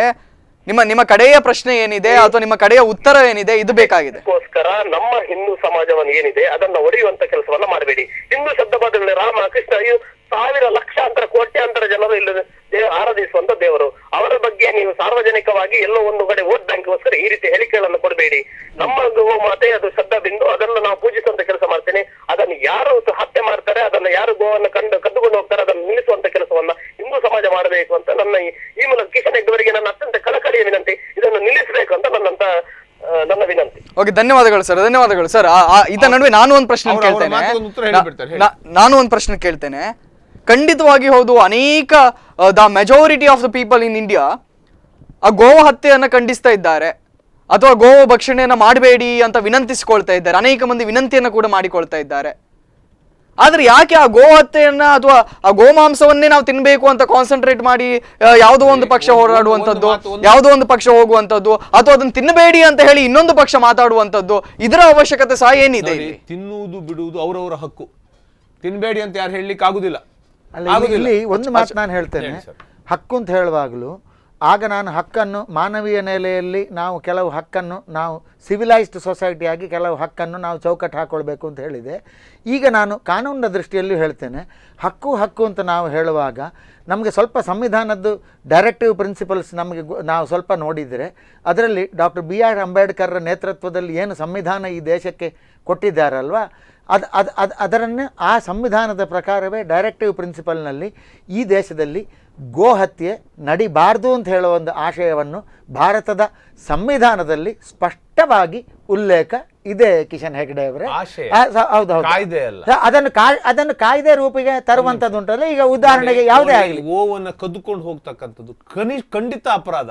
ಅದನ್ನು ತಡಿಲಿಕ್ಕೆ ಕಾಯ್ದೆ ಕಾನೂನುಗಳಿದೆ, ಪೊಲೀಸರಿದ್ದಾರೆ. ಗೋಹತ್ಯೆ ಅಪರಾಧವಾಗಿದ್ದಾಗ ಅದನ್ನು ತಡಿತಕ್ಕಂಥ ಕೆಲಸ ಕಾನೂನುಬದ್ಧವಾಗಿ ಮಾಡಲಿ. ಅದನ್ನ ನೈತಿಕ ಪೊಲೀಸ್ಗಿರಿಯನ್ನು ಯಾಕೆ ಮಾಡಬೇಕು? ನನ್ನ ಪ್ರಶ್ನೆ ಇಷ್ಟೇ. ಈಗ ನಾವು ಅದನ್ನು ಮಾಡ್ತಾ ಇರೋದಲ್ಲ, ನಾವೀಗ ಆಹಾರದ ಅಲ್ಲಿಗೆ ಮುಗಿಸಿ ಬಿಡುವ ಅದನ್ನ ಅಲ್ವಾ, ಅಲ್ಲಿ ಮುಗಿಸುವ. ಆದ್ರೆ ಒಂದ್ ನೆನ್ಪಿಟ್ಟುಕೊಳ್ಳಿ, ಹಿಂದುತ್ವ ಅಂತಕ್ಕಂಥದ್ದು ಅವರು ಸುನಿಲ್ KR ಅಂತ ಹೇಳಿದಾಗ ನೆನಪು ನನಗೆ. ಅವ್ರ ಹೆಸರು ಸುನಿಲ್ KR ಇರ್ಬೇಕು ಏನೋ ಹೆಸರು ಹೇಳಿದ್ರು, ಸುನಿಲ್ KR. ಅದು ಯಾವುದೇ ಒಂದು ರಾಜಕೀಯ ಪಕ್ಷದ ಸ್ವತ್ತಲ್ಲ. ಹಿಂದುತ್ವ ಅಂತಕ್ಕಂಥದ್ದು ಎಲ್ಲ ಈ ಸಮಸ್ತ ಭಾರತದಲ್ಲಿದ್ದವರೆಲ್ಲ ಇವರು ಹೇಳಿದ ಹಾಗೆ ರಾಜಕೀಯ ನಡಿಬೇಕು, ಇವರು ಹೇಳಿದ ಹಾಗೆ ಹಿಂದುತ್ವ ಇರಬೇಕಂತಕ್ಕಂಥ ಪರಿಕಲ್ಪನೆ ಅವ್ರದ್ದಿದ್ರೆ ಅದು ತಪ್ಪು. ಆದ್ರೆ ಹಿಂದುತ್ವದ ಪರಿಕಲ್ಪನೆ ಇನ್ನೋರು ಕಾಲರ್ ನಮ್ಮೊಂದಿಗಿದ್ದಾರೆ. ಹಲೋ ಹೇಳಿ. ನಮಸ್ತೆ ಕಾರ್ತಿಕ್. ನಮಸ್ತೆ. ನಾನು ರಮೇಶ್ ಅತ್ತ ಅವರ ಮಾತಾಡ್ತಾ ಇದ್ದೇನೆ. ಸರ್, ಕಿಶನ್ ಹೆಗ್ಡೆ ಅವರಿಗೆ ಮತ್ತೆ ರಾಘವೇಂದ್ರಾಚಾರ್ಯ ಅವರಿಗೆ ಕೂಡ ನಮಸ್ಕಾರ. ನಮಸ್ಕಾರ. ಹಲೋ, ಕೇಳಿಸ್ತಾ ಇದೆ ಸರ್, ಕೇಳಿಸ್ತಾ ಇದೆ, ಹೇಳಿ. ಈಗ ನಾವು ಎಲ್ಲೋ ವಿಷಯಾಂತರವಾಗಿ ನಾವು ಸಬ್ಜೆಕ್ಟ್ ಇಂದ ಬಿಟ್ಟು ಎಲ್ಲ ಹೊರಗಡೆ ಮಾತಾಡ್ತಾ ಇದ್ದೀವಿ. ಖಂಡಿತ ಸತ್ಯ. ಈಗ ಪ್ರಮೋದ್ ಮಧ್ವರಾಜರ್ ನಿನ್ನೆ ಯಾವ ಇದು ಸಂದರ್ಭದಲ್ಲಿ ಅವ್ರು ಮಾತಾಡಿದಾರೆ ಅಂದ್ರೆ, ವಾಲ್ಮೀಕಿ ಜನ್ಮ ದಿನಾಚರಣೆ ಸಂದರ್ಭದಲ್ಲಿ ಅವ್ರು ಮಾತಾಡಿದ್ರು. ಹಲೋ, ವಾಲ್ಮೀಕಿಯ ಹಿಸ್ಟ್ರಿಯ ಬಗ್ಗೆ ಮಾತಾಡುವಾಗ ವಾಲ್ಮೀಕಿ ಮೊದಲು ಅವರ ಮಾಂಸಾಹಾರಿಗಳಾಗಿದ್ರು. ಅದೇ ಕಾಂಟೆಕ್ಸ್ಟ್ ನಲ್ಲಿ ಮಾತಾಡ್ತಾ ಶ್ರೀರಾಮಚಂದ್ರ ಕೂಡ ಮಾಂಸಾಹಾರ ಮಾಡಿದ್ರು. ಯಾಕಂದ್ರೆ ಅವರು ಕ್ಷತ್ರಿಯರು. ಅವರು ಅದರಲ್ಲಿ ಏನ್ ಗೊತ್ತಾ, ಈಗ ಅದು ಮೊನ್ನೆ ನಿಮ್ಮ ಉಡುಪಿ ಚಲೋ ಪ್ರೋಗ್ರಾಮ್ ನ ಒಂದು 4-5 ದಿವಸ ನಂತರ ಇವರ ಒಂದು ಸಭೆಯಲ್ಲಿ ಮಾತಾಡಿದ್ರಿಂದ ಇದಕ್ಕೆ ತುಂಬಾ ಇದು ಬಂತು, ಯಾವುದು ಕಾಂಟ್ರವರ್ಸಿ ಆಗಿ ಜನ ಮಾತಾಡ್ತಾ ಇದ್ದಾರೆ, ಒತ್ತು ಕೊಟ್ಟು ಮಾತಾಡ್ತಾ ಇದ್ದಾರೆ. ಅದು ಬಿಟ್ರೆ ಈಗ ಫುಡ್ ಹ್ಯಾಬಿಟ್ ನ ವಿಷಯಕ್ಕೆ ಬಂದ್ರೆ, ನಾವು food habit is not related to a religion, it is related to a region actually. ಈಗ ಕೆಲವು ಜಾಗದಲ್ಲಿ ನಿಮ್ಗೆ ಯಾವುದೇ ಇದು ವೆಜಿಟೇರಿಯನ್ ಆಹಾರವೇ ಇಲ್ಲದಿದ್ರೆ, ಒಂದು ಡೆಸರ್ಟ್ ನಲ್ಲಿ ಇದ್ರೆ ನೀವು ಖಂಡಿತ ನಾವು ಮಾಂಸಾಹಾರಿಗಳ ಆಗ್ತೇವೆ. Because it survival of the fittest. ಇದು ಎಲ್ಲಿ ನೀವು ಎಲ್ಲಿ ಪ್ರಪಂಚದಲ್ಲಿ ನೋಡಿದ್ರೆ, ಎಲ್ಲಾ ಬದಿಯಲ್ಲಿ ನೋಡಿದ್ರೆ ಮಾಂಸಾಹಾರ ಯಾಕೆ ಮಾಡ್ತಾರೆ ಮತ್ತೆ ವೆಜಿಟೇರಿಯನ್ ಯಾಕೆ ಮಾಡ್ತಾರೆ, ಅದಕ್ಕೆ ಪ್ರತಿಯೊಂದಕ್ಕೊಂದು ಕಾರಣ ಇದೆ. ನಮ್ಮ ಊರಲ್ಲಿ ಯಥೇಷ್ಟ ವೆಜಿಟೇಬಲ್ಸ್ ತರಕಾರಿ ಎಲ್ಲ ಸಿಗ್ತಾ ಇದೆ. ನಾವು ವೆಜಿಟೇರಿಯನ್ಸ್ 75% ವೆಜಿಟೇರಿಯನ್, 25% ನಾನ್ ವೆಜಿಟೇರಿಯನ್, ಆ ರೀತಿಯ ಮಿಕ್ಸ್ಡ್ ಬ್ಯಾಗ್ ಆಗಿರ್ತದೆ. ಅದೇ ನೀವು ಅರೇಬಿಯಾಕ್ಕೆ ಹೋದರೆ ಅಲ್ಲಿ ಸಂಪೂರ್ಣ ಮಾಂಸಾಹಾರಿಗಳು. ಯಾಕಂದ್ರೆ ಅಲ್ಲಿ ಮರವೇ ಇಲ್ಲ, ಅವ್ರು ಏನ್ ತಿನ್ನೋದು, ಬದುಕಲಿಕ್ಕೆ ಏನಾದ್ರು ತಿನ್ನಲೇಬೇಕಾಗುತ್ತೆ, ಅದು ಅನಿವಾರ್ಯ. ಸೊ ನೀವು ಇಲ್ಲಿನ ಇಂಡಿಯಾದಲ್ಲಿ ಕೂಡ ನೋಡಿದ್ರೆ, ಪಶ್ಚಿಮದಿಂದ ನೀವು ಪೂರ್ವದ ಕಡೆಗೆ ಹೋದರೆ ಗುಜರಾತ್ ನಲ್ಲಿ ಜಾಸ್ತಿ ವೆಜಿಟೇರಿಯನ್ಸ್ ಇದ್ದಾರೆ. ಅದೇ ಅಸ್ಸಾಂನ ಕಡೆಗೆ ಹೋದ್ರೆ ಇದು ನಾನ್ ವೆಜಿಟೇರಿಯನ್ಸ್ ಜಾಸ್ತಿ ಇದ್ದಾರೆ. ಬೆಂಗಾಲದಲ್ಲಿ ಬ್ರಾಹ್ಮಣರು ಮೀನ್ ತಿಂತಾರೆ, ಗೋವಾದಲ್ಲಿ ಕೂಡ ಮೀನ್ ತಿಂತಾರೆ ಅಂತ ಕೇಳಿದ್ದೀನಿ ನಾನು. So it is all nothing related to religion. It's only related to the region from where we are hailing from, where we are coming from. ಈಗ ಗ್ಲೋಬಲೈಸೇಷನ್ ಆದ ಮೇಲೆ ನಾವೆಲ್ಲ ಇಂಪೋರ್ಟ್ ಮಾಡಕ್ಕಾಗುತ್ತೆ, ಎಕ್ಸ್ಪೋರ್ಟ್ ಮಾಡಕ್ಕಾಗುತ್ತೆ, ಅದೆಲ್ಲ ಬೇರೆ ವಿಷಯ. ಬಟ್ ಆಕ್ಚುಲಿ ಇದರ ಮೂಲ ಏನಂದ್ರೆ, ಯಾವ ಊರಿಂದ ಬಂದಿದ್ದೇವೆ ಆ ಊರಿನ ಪ್ರಕಾರ ನಾವು we have develop the food habit. ಮತ್ತೆ ನಮ್ಮ ಧರ್ಮದ ವಿಷಯಕ್ಕೆ ಬಂದ್ರೆ ನೋಡಿ, ಧರ್ಮ ಮತ್ತೆ ರಾಜಕೀಯ ಎಲ್ಲಿ ಮಿಕ್ಸ್ ಆಗುತ್ತದೆ ಅಲ್ಲಿ ಅರಾಜಕತೆ ಸ್ಟಾರ್ಟ್ ಆಗ್ತದೆ. ನಮ್ಮ ಧರ್ಮ ನಮ್ಮ ಮನೆಯಲ್ಲಿ, ನಮ್ಮ ದೇವ ಮಂದಿರದಲ್ಲಿ ಮಾತ್ರ ಇರಲೇಬೇಕು ಹೊರತು ಅದನ್ನು ರಸ್ತೆಗೆ ಇಳಿಬಾರದು. ಒಮ್ಮೆ ಅದು ರಸ್ತೆಗೆ ಬಂದರೆ, ಇಲ್ಲದ್ರೆ ಅದು ನಮ್ಮ ಧರ್ಮ ಒಂದು ರಾಜಕೀಯದ ದಾಳ ಆದರೆ ಅದು ನಮ್ಮ ಖಂಡಿತ it is towards our disaster, ಅಧಪತನದ. ನಿಜವಾಗಿ ಇಲ್ಲಿಗ ಮಹತ್ತರವಾಗಿರ್ತಕ್ಕಂಥ ವಿಷಾದನೀಯ ಸಂಗತಿ ಅಂತ ಹೇಳಿದ್ರೆ ಅದೇ. ಇದೇ ವಿಚಾರವನ್ನ ಇಟ್ಟುಕೊಂಡು ರಾಜಕೀಯ ದಾಳವಾಗಿ ಬಳಸ್ಕೊಳ್ಳುವಂಥದ್ದು ಎಷ್ಟರ ಮಟ್ಟಿಗೆ ಸರಿ ಅಂತ? ಅದು ಸಂಪೂರ್ಣ ತಪ್ಪು. ನೋಡಿ ನೀವು, ನಾನು ಹೇಳ್ತೇನೆ ನಿಮ್ಗೆ ಕಾರ್ತಿಕ್ನವರೇ, ಹೇಳಿ ಸರ್. ನಾನು ಹೇಳ್ತೇನೆ ನೋಡಿ, ಎಲ್ಲೆಲ್ಲಿ ನಾವು ಇದು ಯಾರು ಧಾರ್ಮಿಕ ಮುಖಂಡರು ರಾಜಕಾರಣ ಮಾಡಿದ್ದಾರೆ ಆ ದೇಶವೆಲ್ಲ ಅಧಪತನ ಆಗಿದೆ. ಇದು ನೀವು ಇದಕ್ಕೆ ಕ್ರಿಶ್ಚಿಯನ್ ಸಮಾಜಕ್ಕೆ ಹೋದರೆ ಚರ್ಚ್ ಮತ್ತೆ ಕಿಂಗ್ ನವರಿಗೆ ಇದು ಪ್ರಾಬ್ಲಮ್ ಆಯ್ತು. ಯಾವುದು ಇದು about hundreds of 5 centuries ago. ಅಲ್ಲಿ ರೂಲರ್ಸ್ ಗೆ ಪ್ರಾಬ್ಲಮ್, ಈಗೋಯಿಸ್ಟಿಕ್ ಪ್ರಾಬ್ಲಮ್ ಆಗ್ಬಿಟ್ಟು ಏನೇನೋ ಆಯ್ತು, ಅದು ಹೋಯ್ತು. ಆಮೇಲೆ ನೀವು ಇರಾನ್ ನಲ್ಲಿ ನೋಡಿ, ಇರಾನ್ ನಲ್ಲಿ ಧರ್ಮಗುರು ಬಂದ ನಂತರ ಶಾನ ಟೈಮ್ ನಲ್ಲಿ ಹೇಗಿತ್ತು, ಇರಾನ್ ಈಗ ಹೇಗೆ ಆಗಿದೆ ಎಂಬುದಕ್ಕೆ ಮತ್ತೊಂದು ಉದಾಹರಣೆ. ಬಹುಶಃ ಭಾರತದಲ್ಲೂ ಈಗ ಅದೇ ಆಗ್ಲಿಕ್ಕೆ ಶುರು ಆಗಿದ್ಯಾ ಅಂತ? ಈ ಖಂಡಿತ, ಯಾಕಂದ್ರೆ ಅದು ಎಲ್ಲಿ ನಮ್ಮಲ್ಲಿ ಆದ್ರೆ ನಮ್ಮ ಅಧಪತನ ಖಂಡಿತ. ನಾವು ಬುದ್ಧಿಜೀವಿಗಳವರು, ನಮ್ಮ ಒಂದು ಬಲಿಷ್ಠ ಪ್ರಜಾಪ್ರಭುತ್ವ ಇದೆ. ಆ ಪ್ರಜಾಪ್ರಭುತ್ವದ ಬುನಾದಿಯನ್ನು ನಾವು ಧರ್ಮದ ಹೆಸರಿನಲ್ಲಿಯ, ಜಾತಿಯ ಹೆಸರಿನಲ್ಲ ನಾವು ಅದನ್ನು ಒಡಿಬಾರ್ದು. ಮತ್ತೆ ಜಾತಿ ಅಂದ್ರೆ ಜಾತಿಯಲ್ಲಿ ಏರು ಮೇಲೆ ಕೀಳು ಏನಿಲ್ಲ. ಇದು ಯಾಕಂದ್ರೆ from the beginning of this planet, beginning of this earth, I mean because of community service. ಯಾಕಂದ್ರೆ ಯಾರ್ಯಾರ ಕೆಲಸ ಮಾಡ್ತಾ ಇದ್ದಾರೆ, ಡಾಕ್ಟರ್ ಆದ್ರೆ ನೋಡಿ, ಈಗಲೂ ಕೂಡ ಡಾಕ್ಟರ್ಗೆ ಒಂದು ಸ್ಥಾನ ಜಾಸ್ತಿ ಇದೆ ನಮ್ಮ ಸಮಾಜದಲ್ಲಿ. ಒಂದು ಪಾರ್ಟಿಗೆ ಹೋದ್ರೆ ಎಲ್ಲ ಡಾಕ್ಟರ್ ಅವ್ರ ಒಟ್ಟಿಗೆ ಕೂತ್ಕೊಂಡು ಮಾತಾಡ್ತಾರೆ. ಅದೇ ರೀತಿ ಪೂಜೆ ಮಾಡುವವರಿಗೆ ಸ್ವಲ್ಪ ಜಾಸ್ತಿ ಇಂಪಾರ್ಟೆನ್ಸ್ ಮತ್ತೆ ಬಟ್ ಎಲ್ಲರೂ ಆ ಸಮಾಜದ ಒಂದು ಪಿಲ್ಲರ್ಸ್. ಅವರು ಎಲ್ಲರೂ ಸೇರಿ ಸಮಾಜವನ್ನು ಮಾಡ್ತಾರೆ. ಸರಿ ಸರ್, ನಿಮ್ಮ ಈ ಒಂದು ಸಾಮಾಜಿಕ ಕಾಳಜಿಗಾಗಿ ಮತ್ತು ನಿಮ್ಮ ಈ ಒಂದು ಆತಂಕಭರಿತವಂತ ಮಾತುಗಳಿಗಾಗಿ ಬಹಳ ಧನ್ಯವಾದಗಳನ್ನ ಸಲ್ಲಿಸ್ತೇನೆ. ಆಗ ನಾನು ಅದು ಅವ್ರು ಹೇಳಿದ ಮಾತುಗಳು ಮೌಲ್ಯಯುತವಾದದ್ದು, ಈಗ ಅದು ಒಳ್ಳೆ ಮಾತು, ಅದನ್ನು ನಾವು ಶ್ಲಾಘಿಸ್ತೇವೆ. ಈಗ ನಾವು ಒಂದು ಮಾತು, ಆಗ ನಾನು ಸಂವಿಧಾನದ ಹೇಳ್ತಾ ಇರುವಾಗ ಅದು ಡೈರೆಕ್ಟಿವ್ ಪ್ರಿನ್ಸಿಪಲ್ಸ್ ಅಂತ ಹೇಳುವಂಥದ್ದಕ್ಕೆ ಬೆಲೆ ಇಲ್ಲ ಅಂತ ಹೇಳುವ ಒಂದು ವಿಷಯವನ್ನು ನಮ್ಮ ಕಿಶನ್ ಹೆಗ್ಡೆ ಅವರು ಹೇಳಿದರು. ಅಲ್ಲ, ಡೈರೆಕ್ಟಿವ್, ಅದು ನೋಡಿ ಅದರ ಶಬ್ದವೇ ಡೈರೆಕ್ಟಿವ್ ಪ್ರಿನ್ಸಿಪಲ್ಸ್. ಅದನ್ನು ಕನ್ನಡಕ್ಕೆ ಅನುವಾದ ಅದು ಡೈರೆಕ್ಷನ್ ಅಂದ್ರೆ ಗೊತ್ತುಂಟಲ್ಲ ನಿಮಗೆ, ಕಾನ್ಸ್ಟಿಟ್ಯೂಷನ್ ನ directive principles. It is direction ಅಂದ್ರೆ ಡೈರೆಕ್ಷನ್, ಅನಿಸಿಕೆ ಅಲ್ಲ. ಡೈರೆಕ್ಷನ್ ಅಂದ್ರೆ ಅನಿಸಿಕೆ ಅಲ್ಲ ಸ್ವಾಮಿ. ಅಡ್ವೈಸ್ ಅಂದ್ರೆ ಅನಿಸಿಕೆ, ಸಜೆಷನ್. ಅಲ್ಲಿ ಕಾಯ್ದೆ ಆಗಿಲ್ಲ, ಅಲ್ಲಿ ಕಾಯ್ದೆ ಮಾಡ್ಬೇಕಲ್ವಾ? ಮಾಡದೇ ಇರುವಂತದ್ದು ನಮ್ಮ ದೌರ್ಭಾಗ್ಯ ಅಂತ ನಾನು ಹೇಳುದು. ಈ ದೇಶದಲ್ಲಿ ಡೈರೆಕ್ಟಿವ್ ಪ್ರಿನ್ಸಿಪಲ್ಸ್ ಯಾವುದು? ಅಂಬೇಡ್ಕರ್ ನೇತೃತ್ವದಲ್ಲಿ ಗಾಂಧೀಜಿಯವರು ಯಾವುದು ಗೋ ಸಂರಕ್ಷಣೆ ಆಗ್ಲಿ ಅಂತ ಹೇಳ್ತಾ ಇದ್ರು, ಫಾದರ್ ಆಫ್ ದ ನೇಷನ್ ಅಂತ ನಾವು ಹೇಳ್ತೇವೆ. ಅಂಬೇಡ್ಕರ್ ಕೊಟ್ಟ ಸಂವಿಧಾನದಲ್ಲಿ ಯಾವಾಗ direction, it is not an advice, directive principles, ಗೋ ಹತ್ಯೆ ನಿಷೇಧ ಮಾಡಿ ಅಂತ ಹೇಳಿ ಅವರು ಹೇಳಿದ್ದನ್ನು 70 ವರ್ಷ ಆದರೂ ನಾವು ಮಾಡಲಿಲ್ಲ ಅಂತ. ನಾನು ರಾಜಕೀಯ ಪಕ್ಷಕ್ಕೆ ಯಾವುದಕ್ಕೂ ಸೇರಿದವನಲ್ಲ. 70 ವರ್ಷ ಆದರೂ ನಾವು ಅದನ್ನು ಅನುಷ್ಠಾನ ಮಾಡಲಿಲ್ಲ, ಇಂಪ್ಲಿಮೆಂಟ್ ಮಾಡಲಿಲ್ಲ. ಇನ್ಸ್ಪೈಟ್ ಆಫ್ ಕೆಲವು ಕೇಸ್ನಲ್ಲಿ ಸುಪ್ರೀಂ ಕೋರ್ಟ್ ಅದರ ಬಗ್ಗೆ ಹೇಳಿದೆ, ಯಾಕೆ ಅದು ಆಗಲಿಲ್ಲ ಅಂತ ಹೇಳುವಂಥದ್ದು. ಅದಾದರೂ ಆಗಲಿಲ್ಲ ಅಂತ ಹೇಳುವಂಥದ್ದು ಅದು ನಮ್ಮ ಆ್ಯಸ್ ಎ ಟೋಟಲ್ ನೇಷನ್, ನಮ್ಮ ಅಂತ ಹೇಳೋದು ನಾನು ಯಾವುದೇ ರಾಜಕೀಯದಲ್ಲೇ ಅಲ್ಲ, as A nation, as A ನಮ್ಮ ಒಂದು ಭಾರತದ್ದು ದೌರ್ಭಾಗ್ಯ ಮತ್ತು ಫೇಲ್ಯೂರ್ ಸಿವಾಯಿ. ಅದರಿಂದಾಗಿ ಅದು 70 ವರ್ಷ ಆಗಲಿಲ್ಲ, ಅದರಿಂದ ಇನ್ನು ಯಾಕೆ ಆಗೋದು ಬೇಡ. ಅಥವಾ ಅದು ಡೈರೆಕ್ಷನ್ ಅಂತ ಹೇಳಿದರೆ ಅದು ಇಟ್ ಈಸ್ ನಾಟ್ ಡೈರೆಕ್ಷನ್ ಅಂತ ಹೇಳಿದರೆ ಅದು ಕಂಪಲ್ಸರಿ ಅಲ್ಲ ಅಂತ ಹೇಳುವಂಥದ್ದು ಉಂಟಲ್ವ, ಅದು ಅಷ್ಟು ಸಮಂಜಸ ಅಲ್ಲ ಅಂತ ಹೇಳಿ ನನಗೆ. ಸರಿ ಸರ್, ಈಗ ಅವ್ರು ಹೇಳಿದ ಮಾತನ್ನು ಸಹ ನಾವು ಗಮನಿಸಬೇಕಾಗ್ತದೆ. ಅಂಬೇಡ್ಕರ್ ಅವರನ್ನ ಏನು ಒಂದು ವಸ್ತುವಾಗಿಟ್ಟುಕೊಂಡು ಇವತ್ತು ಈ ಧರಣಿಗಳನ್ನ ಅಥವಾ ಸತ್ಯಾಗ್ರಹಗಳನ್ನ ಮಾಡ್ತಾ ಇದ್ದಾರೆ. ಇಂಥ ಸಂದರ್ಭದಲ್ಲಿ ಅಂಬೇಡ್ಕರ್ ಹೇಳಿದಂತ ಮಾತುಗಳನ್ನು ಯಾಕೆ ಪಾಲಿಸಬಾರದು? ಕೇವಲ ಸಂವಿಧಾನವನ್ನ ಅವರು ಬರೆದ್ರು, ಸಂವಿಧಾನವನ್ನ ಮಾತ್ರ ನಾವು ಪಾಲಿಸಬೇಕು ಅನ್ನೋದಕ್ಕಿಂತ ಅವರ ಅನಿಸಿಕೆಗಳನ್ನ ಅಥವಾ ಅವರ ಮನದಾಳದ ಮಾತುಗಳನ್ನ ಕೂಡ ನಾವು ಪಾಲಿಸಬೇಕಾಗ್ತದಲ್ವಾ? ನೋಡಿ, ಯಾವತ್ತು ಈಗ ಅವರೊಂದು ಮಾತು ಹೇಳಿದ್ರು, ಧರ್ಮಾಧಾರಿತ ರಾಜಕಾರಣ ಬಂದಾಗ ಬಹುಶಃ ಎಲ್ಲವೂ ಹೋಗ್ತದೆ. ಮತ್ತು ರಾಜಕೀಯ ಬೆರೆತಾಗ ಬಹುಶಃ ಸ್ವಾರ್ಥ ಸಾಧನೆಗಳಿಗೆ ಅಲ್ಲಿ ಅವಕಾಶಗಳು ಜಾಸ್ತಿ ಆಗ್ತದೆ. ನೀವೊಬ್ಬರು ಕಾಂಗ್ರೆಸ್ ಮುಖಂಡರಾಗಿ ನಿಮ್ಮ ಪ್ರಕಾರ ಇಲ್ಲಿ ಧರ್ಮಾಧಾರಿತವಾಗಿರ್ತಕ್ಕಂಥ ರಾಜಕೀಯವನ್ನ ಯಾರು ಮಾಡ್ತಾ ಇದ್ದಾರೆ? ಯಾರು ಮಾಡ್ತಾರೆ ಬಹಿರಂಗ ಸತ್ಯ. ಕಾಂಗ್ರೆಸ್ ಅಂತೂ ಮಾಡ್ತಾ ಇಲ್ಲ. ಕಾಂಗ್ರೆಸ್ ಅಂತೂ ಧರ್ಮಾಧಾರಿತ ರಾಜಕೀಯ ಮಾಡ್ತಾ ಇಲ್ಲ. ಹೇಗೆ ಎಲ್ಲಿ ಮಾಡಿದೆ ಅಂತಕ್ಕಂಥ ಹೇಳಿ, ಎಲ್ಲಿ ಮಾಡಿದೆ, ಯಾವ ಧರ್ಮಕ್ಕೆ ಮಾಡಿದೆ? ಈಗ ನಮ್ಮ ಕರ್ನಾಟಕ ಸರ್ಕಾರವನ್ನೇ ತೆಗೆದುಕೊಳ್ಳೋಣ. ಆಡಳಿತಕ್ಕೆ ಬರುವಾಗ ಹೇಳಿದ್ರು ನಾವು ಜಾತ್ಯತೀತವಾಗಿರ್ತಕ್ಕಂಥ ಪಕ್ಷ ಬಂದಾದ ನಂತರ ಇಲ್ಲಿ ನಾವು ನೇರವಾಗಿ ಗಮನಿಸಿದ್ರೆ ಯಾರಿಗಾದ್ರೂ ಸಹ ಗೊತ್ತಾಗ್ತದೆ, ಯಾವುದೋ ಒಂದು ಸಮುದಾಯವನ್ನ ಅಥವಾ ಯಾವುದೋ ಒಂದು ಪಕ್ಷವನ್ನ ನಾವು ಆಧರಿಸಿ ಅವರಿಗೆ ಮಾತ್ರ ಒಂದು ಬೆಲೆಯನ್ನು ನೀಡ್ತಾ ಇರ್ತಕ್ಕಂಥದ್ದು ಕರ್ನಾಟಕದಲ್ಲಿ ಆಗ್ತಾ ಇರ್ತಕ್ಕಂಥದ್ದು ಇವತ್ತಿಗೆ. ಮತ್ತು ಧರ್ಮಗಳನ್ನ ಬೇರೆ ಬೇರೆಯಾಗಿ ನೋಡಿ. ಹಿಂದೂಗಳಿಗೆ ಅವಕಾಶ ಸಿಕ್ಕಿಲ್ವೇ? ಮುಸಲ್ಮಾನರಿಗೆ ಅವಕಾಶ ಸಿಕ್ಕಿಲ್ವೇ ಈ ಸರ್ಕಾರದಲ್ಲಿ? ಕ್ರೈಸ್ತರಿಗೆ ಅವಕಾಶ ಸಿಕ್ಕಿಲ್ವೇ? ಎಲ್ಲರಿಗೂ ಸಮಾನವಾದಂತ ಅವಕಾಶ ಅಲ್ಲ, ಸಮಾನವಾದಂತ ಎಲ್ಲ ಆ ಬೇಡಿಕೆಗಳನ್ನು ಪೂರೈಸಿದ್ದಾರಾ? ಕ್ರೈಸ್ತರಿಗೆಲ್ಲ ಸಿಕ್ಕಿಲ್ಲ, ಮುಸಲ್ಮಾನರಿಗೆಲ್ಲ ಸಿಕ್ಕಿಲ್ಲ, ಹಿಂದೂಗಳಿಗೆಲ್ಲ ಅವಕಾಶ ಸಿಕ್ಕಿಲ್ಲ. ಹಿಂದೂಗಳಿಗೆ ವಂಚನೆ ಆಗಿದ್ರೆ ಹೇಳಿ, ಎಲ್ಲಿ ಸಿಕ್ಕಿಲ್ಲ?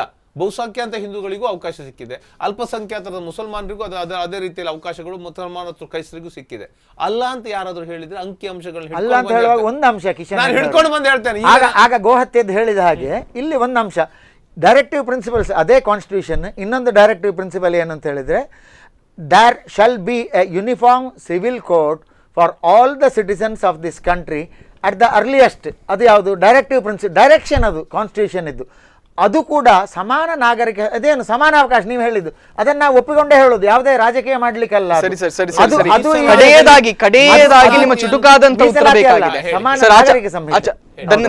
ನಿಮ್ಮ ಮಾತುಗಳಿಗಾಗಿ ಧನ್ಯವಾದಗಳು. ಕಡೆಯದಾಗಿ ನಿಮ್ಮ ಚುಟುಕಾದ ಉತ್ತರ ಬೇಕಾಗಿದೆ, ಕಾರಣ ಕಾರ್ಯಕ್ರಮವನ್ನು ಅಂತ್ಯಗೊಳಿಸುವ ಹಂತದಲ್ಲಿದ್ದೇವೆ. ನಾನು ಬರುವುದಾದ್ರೆ ನನ್ನ ಚುಟುಕಾದ ಉತ್ತರ ಇಷ್ಟೇ. ಪ್ರಮೋದ್ ಮಧ್ವರಾಜರ ಹೇಳಿಕೆ ಅದು ಖಂಡಿತ ತಪ್ಪೇನು ಹೇಳಿಲ್ಲ, ಬಹಳ ಸ್ಪಷ್ಟ ಶಬ್ದಗಳಲ್ಲಿ ಹೇಳಿದ್ದಾರೆ. ಇದರ ಬಗ್ಗೆ ಚರ್ಚೆ ಆಗಲಿ ಅಂತ ಹೇಳಿದ್ದಾರೆ. ಅದ್ರ ಬಗ್ಗೆ ಬಹುಶಃ ವಾದ ಮತ್ತು ವಿವಾದಗಳ ಮಧ್ಯದಲ್ಲಿಯೂ ಅಲ್ಲಿ ಸುಳ್ಳೇನು ಹೇಳಿಲ್ಲ. ಯಾವ ಚರ್ಚೆ, ಬಹಿರಂಗ ಚರ್ಚೆಗೆ ಅವರು ಸಿದ್ಧ, ಅವರ ಪರವಾಗಿ ಪಕ್ಷ ಅಂತ ನಾನು ಹೇಳುವುದಲ್ಲ, ಪಕ್ಷವಾಗಿಯೂ ನಾನು ಸಿದ್ಧ, ವೈಯಕ್ತಿಕವಾಗಿಯೂ ನಾನು ಸಿದ್ಧ. ಈ ವಿಷಯದ ಬಗ್ಗೆ ಟಿವಿ ಮಾಧ್ಯಮ, ಪ್ರಿಂಟ್ ಮೀಡಿಯಾ ಯಾವುದರಲ್ಲೇ ಇರಲಿ, electronic media or print media, ಅದರ ಎನಿ ಅದರ್ ಮೀಡಿಯಾ, 6 ಸಂವಾದಗಳಿಗೂ ಸಹಿತ ನಾನು ಸಿದ್ಧ. ಅದನ್ನ ಇದಾಗಿ ಆಗ ಒಬ್ಬರು ಹೇಳಿದ್ರು, ಸುನಿಲ್ ಅವರು, ಆತ ಹಿಂದುವಾಗಿ ಹೀಗೆ ಹೇಳಿದ್ದು ಸರಿಯೇ, ಇದನ್ನು ನೀವು ಒಪ್ಕೊಳ್ಳೋದು ಸರಿಯೇ ಅಂತ. ಖಂಡಿತ ಸರಿ. ಆತ ಶ್ರೀರಾಮ ಕ್ಷತ್ರಿಯ ಅನ್ನೋದನ್ನು ಒಪ್ಪಿಕೊಳ್ಳೋದು ಹೌದಾದ್ರೆ, ಶ್ರೀರಾಮ ಮರ್ಯಾದಾ ಪುರುಷೋತ್ತಮ ಅಂತ ಒಪ್ಕೊಳ್ಳೋದು ಹೌದಾದ್ರೆ ಖಂಡಿತ ಸರಿ. ಧನ್ಯವಾದಗಳು ಸರ್. ಅದೇನೇ ಆಗ್ಲಿ ವೀಕ್ಷಕರೇ, ಒಟ್ಟಾರೆಯಾಗಿ ಈ ಒಂದು ಆಹಾರದ ವಿಚಾರವನ್ನ ಇಟ್ಟುಕೊಂಡು ಅಥವಾ ಪದೇ ಪದೇ ರಾಮನನ್ನ, ಕೃಷ್ಣನನ್ನ ಅಥವಾ ಯಾವುದೋ ಒಂದು ಧರ್ಮವನ್ನ ಈ ರಾಜಕೀಯದ ಮಧ್ಯದಲ್ಲಿ ತರುವಂಥದ್ದು ಇದು ಯಾವತ್ತಿಗೂ ಕೂಡ ಸರಿಯಲ್ಲ. ಬದಲಿಗೆ ನಾವೆಲ್ಲರೂ ಕೂಡ ಇವತ್ತು ಭಾರತದಲ್ಲಿ ಬಗೆಹರಿಸಲಾಗದಂತಹ ಅನೇಕ ಸಮಸ್ಯೆಗಳಿವೆ. ಆ ಸಮಸ್ಯೆಗಳ ಎಡೆಗೆ ಇವತ್ತು ಎಲ್ಲ ರಾಜಕೀಯ ಪಕ್ಷಗಳು, ಎಲ್ಲ ರಾಜಕಾರಣಿಗಳು ಕೂಡ ಇವತ್ತು ಗಮನವನ್ನು ಹರಿಸಬೇಕಾಗಿದೆ. ಅದು ಈ ಪಕ್ಷ, ಕಾಂಗ್ರೆಸ್, ಬಿಜೆಪಿ ಅಂತಲ್ಲ, ಬದಲಿಗೆ ಎಲ್ಲಾ ಪಕ್ಷಗಳಿಗೂ ಕೂಡ ಇವತ್ತು ಜನರಿಂದ ಒಂದು ವಿನಂತಿಯ ಮಾತುಗಳು ಬರ್ತಾ ಇದೆ. ದಯವಿಟ್ಟು ನೀವು ಧರ್ಮಕ್ಕೆ ಸೀಮಿತರಾಗಬೇಡಿ, ಬದಲಿಗೆ ಜನರ ನೋವನ್ನು ಸ್ಪಂದಿಸುವತ್ತ ನೀವೆಲ್ಲರೂ ಕೂಡ ಕಿವಿಗೊಡಬೇಕು ಅಂತ ಇವತ್ತು ಜನರೇನು ಕೇಳಿಕೊಳ್ತಾ ಇದ್ದಾರೆ.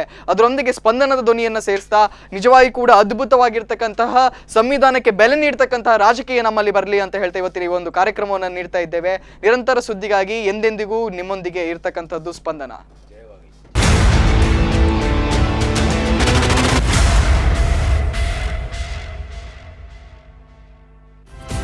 ಈ ಕಾರ್ಯಕ್ರಮದ ಪ್ರಾಯೋಜಕರು Shiddas, the ultimate home shoppe, GL trade centre Puttur, city arcade Bendurwell Mangalore and Himalaya prestige Udupi Manipal main road Udupi.